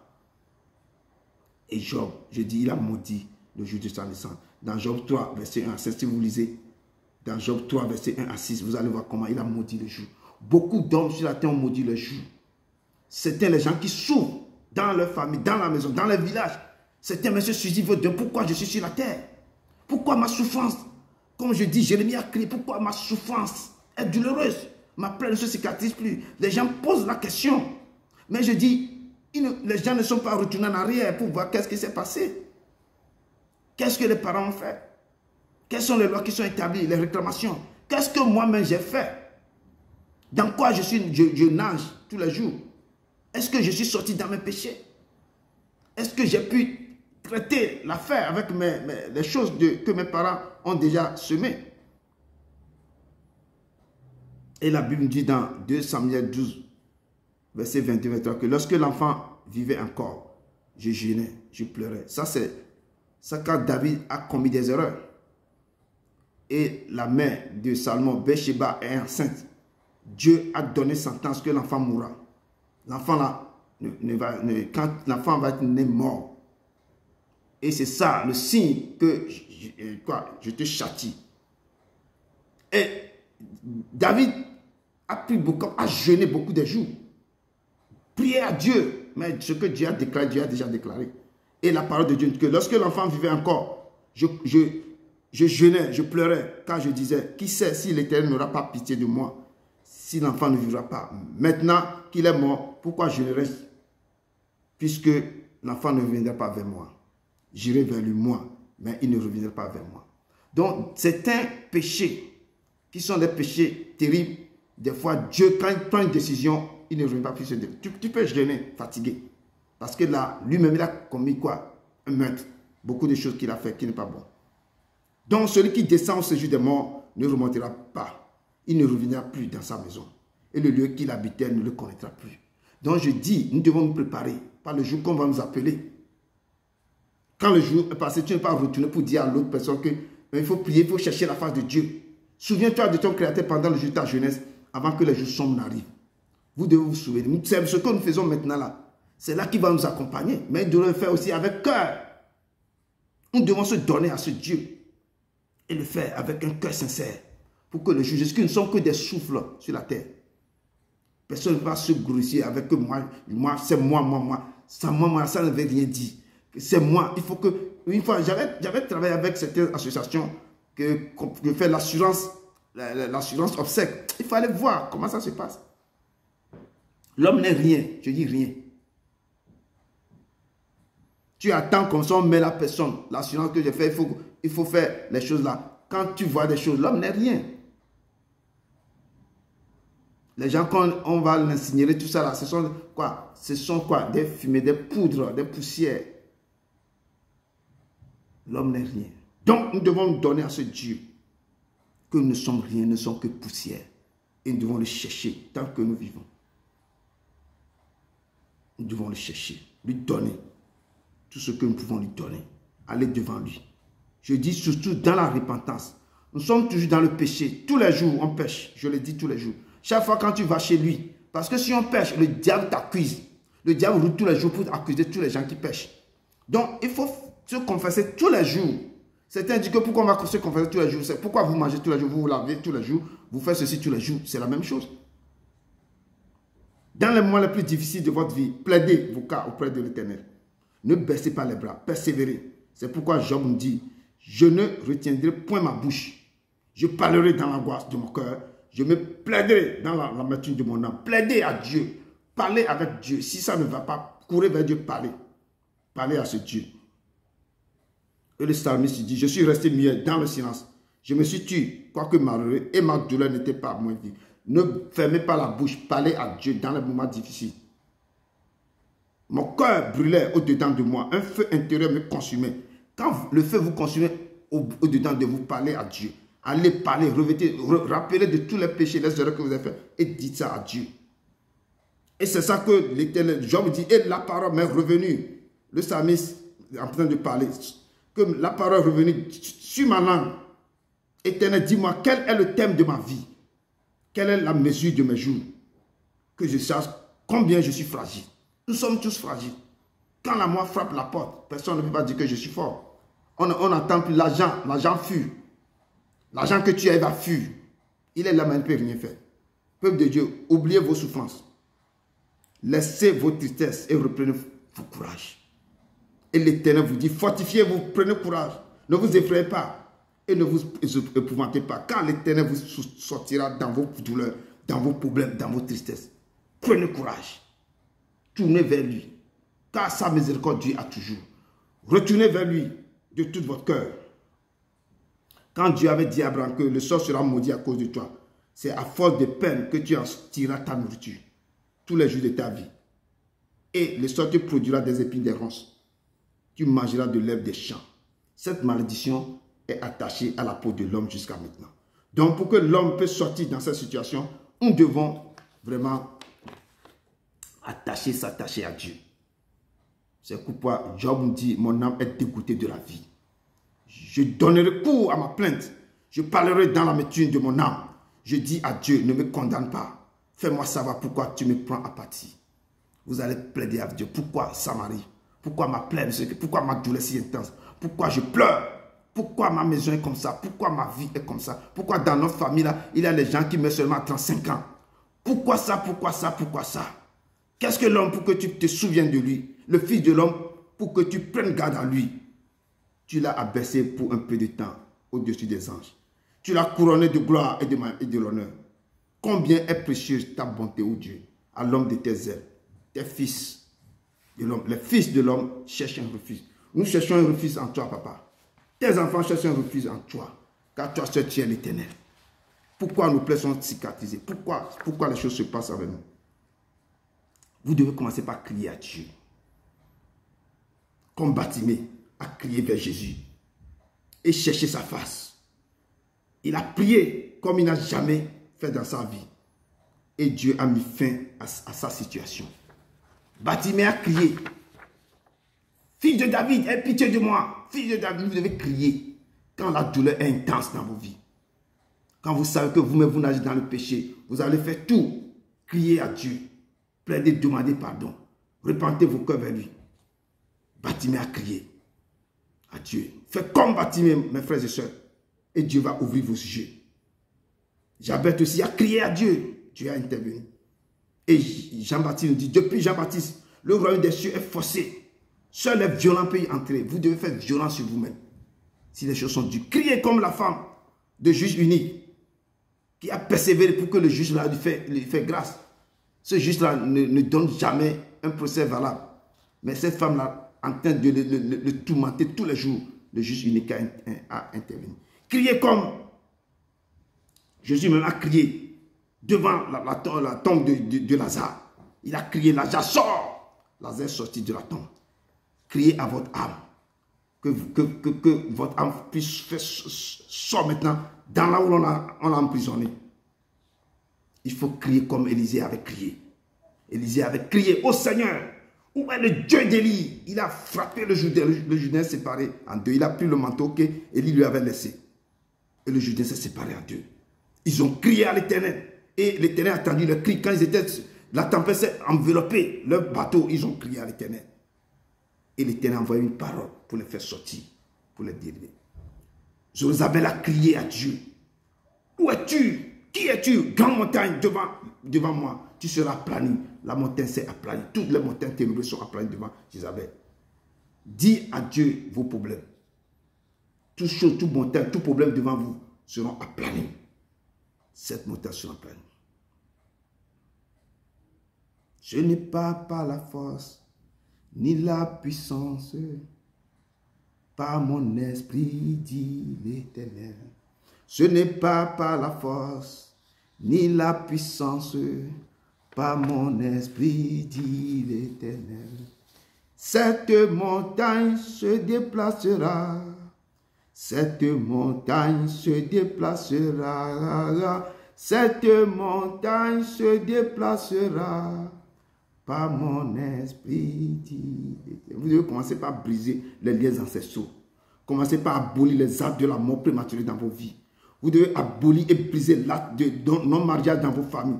Vous devez commencer par envoyer le feu sur tous les combats ancestraux dans vos vies. Vous devez demander à Dieu de se lever Et vous allez refuser toutes les dettes maintenant. Vous devez refuser de payer toutes les dettes de vos ancêtres. Et ne négligez pas l'histoire de vos familles. Même certains hommes ont commencé par négliger l'histoire. L'histoire les a rattrapés. Il ne faut pas négliger l'histoire. Demeurez toujours dans la présence de Dieu. Cherchez la face de Dieu. Cherchez sa face de Dieu. Et demeurez toujours. Ne négligez rien. Ne payez pas les dettes que vos parents ont laissées. Prie toujours. Prie toujours. Dieu est déjà debout. Il marche dans ce ministère. Il marche au milieu de vous. Demandez à Dieu. Déclarez que la maladie se brise dans vos familles. Déclarez. Je dis, ne payez pas les dettes de vos ancêtres. Les fatigues de vos ancêtres, ne les payez pas. Refusez les dégâts que vos ancêtres ont causés. Ne payez pas ce que vous n'avez pas consommé. Ne payez rien. Priez à Dieu et demandez à Dieu que ceux qui ont même volé les choses, ceux qui ont fait les choses, ils n'ont qu'à venir, ils n'ont qu'à se réveiller pour payer ça. Vous vous brisez tout dans vos vies. Pour conclure, l'homme né de la femme, sa vie est courte, sans cesse agitée. Et son combat commence depuis le ventre de sa mère. Dans ce combat, l'homme doit se confier à Dieu. Et que Dieu fait sortir dans ce combat. Et comme il est écrit dans Genèse 27 que j'avais dit, Isaac, son père, répondit à Ésaü. Il dit à Ésaü, quand le père veut bénir, il a déjà béni Jacob. Ésaü est revenu. Ésaü pleurait à son père, il n'y a plus de bénédiction. Son père dit que j'ai tout donné à ton frère. Il a pleuré. Le frère dit que ok, je vais te libérer une bénédiction. Et le père, Isaac a commencé par libérer une bénédiction. Ta demeure sera privée de la graisse. Et tu seras de la graisse de la terre et de la rosée du ciel d'en haut. Tu vivras de ton épée. Et tu seras asservi à ton frère. Mais en errant librement ça et là, tu briseras le joug de ton cou. Je dis, Ésaïe a attendu. Il a attendu ça. Il ne dormait plus. Il a pleuré. Parce que ce n'est pas une bénédiction que son père lui a libéré. Son père lui a donné une malédiction. Mais il a tenu quelque chose dedans. Il dit qu'en errant ça et là, librement, ça et là, tu briseras le joug sur ton épaule. Et le gars ne dormait pas. Il s'est levé. Il a brisé le joug. Il s'est levé. Il a fait tout. Levez-vous. Si vous avez attendu une mauvaise malédiction, bénédiction, quelque chose qui ne compte pas, ne dormez pas. Brisez tous les jours sur vos vies. Levez-vous et rentrez dans tout chose. Cherchez à sortir dans tout ce qu'on vous a dit qui ne va pas. Et brisez-moi tout. Brisez tout. Brisez tout. On dit que lui, on l'a dit que ta demeure sera privée de la graisse. Le jour que son petit-frère l'a raconté, son petit-frère s'est prosterné 7 fois devant lui parce qu'il était rassasié de tous les biens. Et Dieu l'a béni aussi. Donc il s'est levé, il ne dormait pas, il ne pleurait pas. Il ne criait pas. Il s'est levé, il a cherché comment il va faire pour briser le joug que son père lui a mis sur son dos. Levez-vous, peuple de Dieu. Il y a un grand mystère dans ce que Isaac avait dit à Ésaü. Ésaü s'est levé. Ésaü est rentré. Ésaü a travaillé, a cherché, a fait des choses. Il a brisé tous les jours sur son passage. Il a détruit tout, Quand son frère, avant que son frère veut le rencontrer, son frère, il est obligé de lutter contre Dieu et l'homme. La nuit, toute la nuit, il a combattu l'ange de l'Éternel. Et l'ange de l'Éternel qui es-tu? Laissez-moi partir. Il dit que non, je ne peux pas te laisser partir. Tant que tu me bénis. L'ange dit que non, l'aurore est là. Il dit non, tu dois me bénir. Et l'ange a dit, quel est ton nom? Il dit que mon nom c'est Jacob. On ne t'appellera plus Jacob, tu seras Israël. Parce que tu as lutté avec Dieu et l'homme et tu as gagné. Nemele Yesube Aouvlaya, Nemele Aside Kedenuo, Nemele Holabe Aouvlaya, Nemele Aside Kedenuo, Dekola Yiram, Afio, Dekola Yiram, Afio, Dekola Yiram, Afio, Dekola Yiram, Afi, Dekola Yiram, Afio, Dekola Yiram. Il a dit à l'ange, tu dois me bénir avant que je te libère. L'ange l'a béni. Quand il a raconté son frère, ce que son frère a dans son cœur, le frère n'a pu faire ça.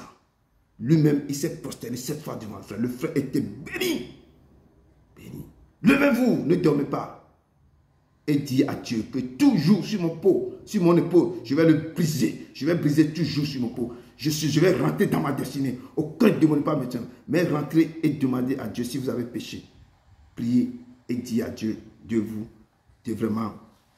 libérer de toutes vos fautes. Que Dieu vous bénisse. Que Dieu vous... Nous devons nous lever pour la Sainte Seine. La Sainte Seine, prenons Marc 14, verset 22 à 25. Marc 14, verset 22 à 25. La Sainte Seine, Marc 22, verset. Si quelqu'un trouve ça. Nemele yesupe a ouvlaya. Nemele asile kedenu. Dekola iram. Afi o. Dekola irafi. Dekola iram.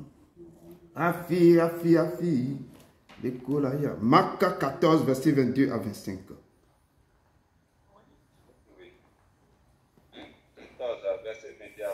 Je lis la parole de Dieu au nom du Seigneur Jésus-Christ. Amen. Pendant qu'il mangeait, Jésus prit du pain et après avoir rendu grâce, il le rompit et le leur donna en disant, prenez, ceci est mon corps.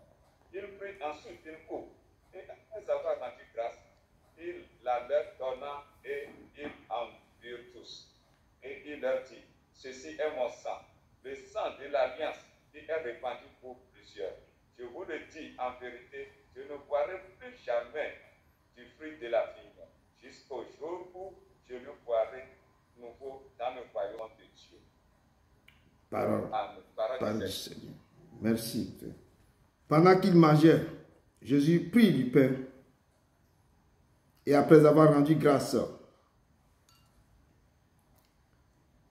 il le rompit et le donna à ses disciples en disant, prenez, ceci est mon corps.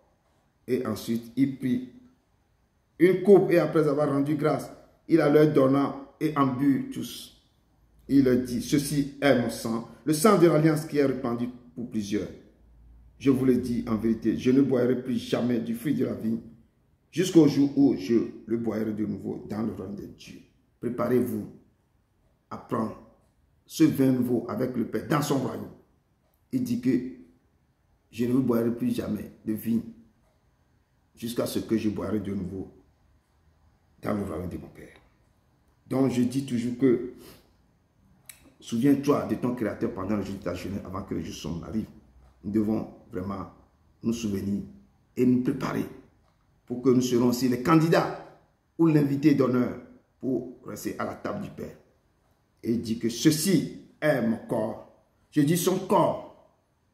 Il dit celui qui mange mon corps, il n'aura jamais faim.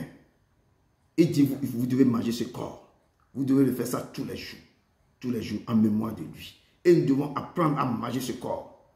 Quand nous prenons ce corps, je dis que quand il rentre en vous, vous êtes en esprit, le corps là va détruire tout ce qui ne confesse pas le nom de Dieu dans vos vies. Tout ce qui est rentré, qui ne va pas. Prenez ce corps, priez sur lui que papa rentre en moi pour que spirituellement je n'ai plus faim. Mais détruis tout ce qui ne confesse pas ton nom dans ma vie.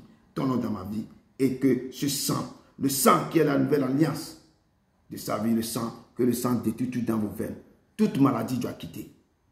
À condition que vous-même, quand vous le prenez, vous le voyez que ça s'est transformé de son sang.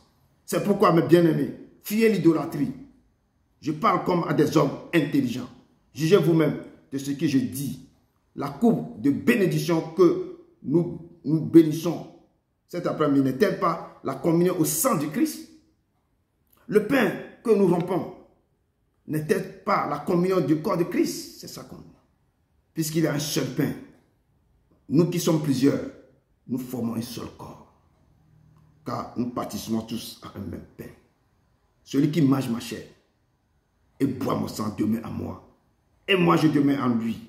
Ma chair est une nourriture et mon sang un breuvage. Vous n'aurez plus faim et vous n'aurez plus soif.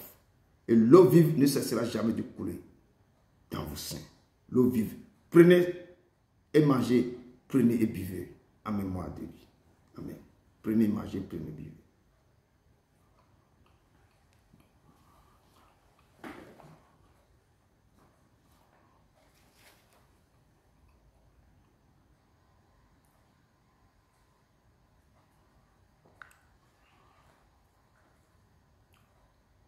Père, prépare-moi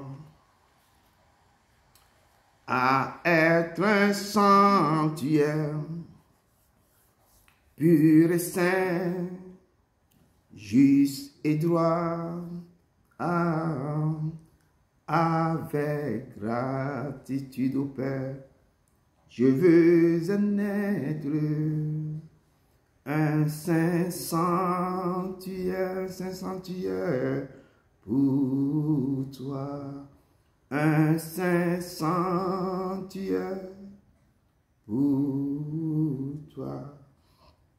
Que le Père vous prépare, que vous fasse sentir vos corps, que ce sang rentre en vous, que ce sang purifie, que ce sang vous ramène plus profond, que la main du Père soit sur vous, qui vous aide maintenant à sortir dans tout ce qui ne va pas, qui ne confesse pas ton nom. Quand la douleur vous frappe, quand les choses terribles descendent, vous rappelez-vous où vous avez péché, qu'est-ce que vous avez fait qui ne confesse pas ton nom. Courez vers l'Éternel, rentrez dans la repentance et parlez à vos pères. Il va enlever cette douleur. Quand la douleur, quand les plaies ne se cicatrisent plus, quand les choses terribles vous accablent, rappelez, rentrez en vous-même. Est-ce que c'est la famille? Est-ce que c'est moi-même? Qu'est-ce qui s'est passé? Et rentrez dans la repentance. Le Père, il est le Père. Il va se lever pour défendre la cause de ses enfants. Car sa miséricorde dure à toujours. Que Dieu vous bénisse. Que Dieu vous bénisse. On laisse la prière de clôture à notre frère.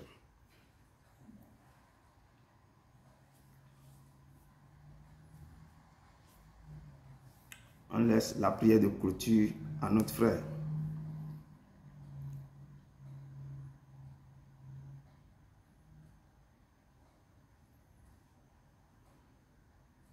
Quelqu'un peut faire la prière de clôture? Nous voulons te bénir. Ok. Non, vas-y. Frère, non. Vas-y, pasteur Ambra, vas-y. Nous voulons te bénir pour ta grâce et pour tes paroles que tu nous as données, ta présence et tout ce que tu as fait cet après-midi. Et nous prions afin que tu nous donnes la force de mettre en pratique ta parole et que la bénédiction qui en découle soit notre portion. Merci Père pour tout ce que tu as fait au nom de Jésus. Amen. Amen. Merci beaucoup. Merci à vous tous. Amen. Que vraiment, que Dieu vous bénisse abondamment, qu'il soit avec vous, qu'il vous accompagne et que le reste de la journée soit pour sa gloire. Qu'il vous bénisse, au nom puissant de son Fils Jésus qui Nazareth. Amen. Amen.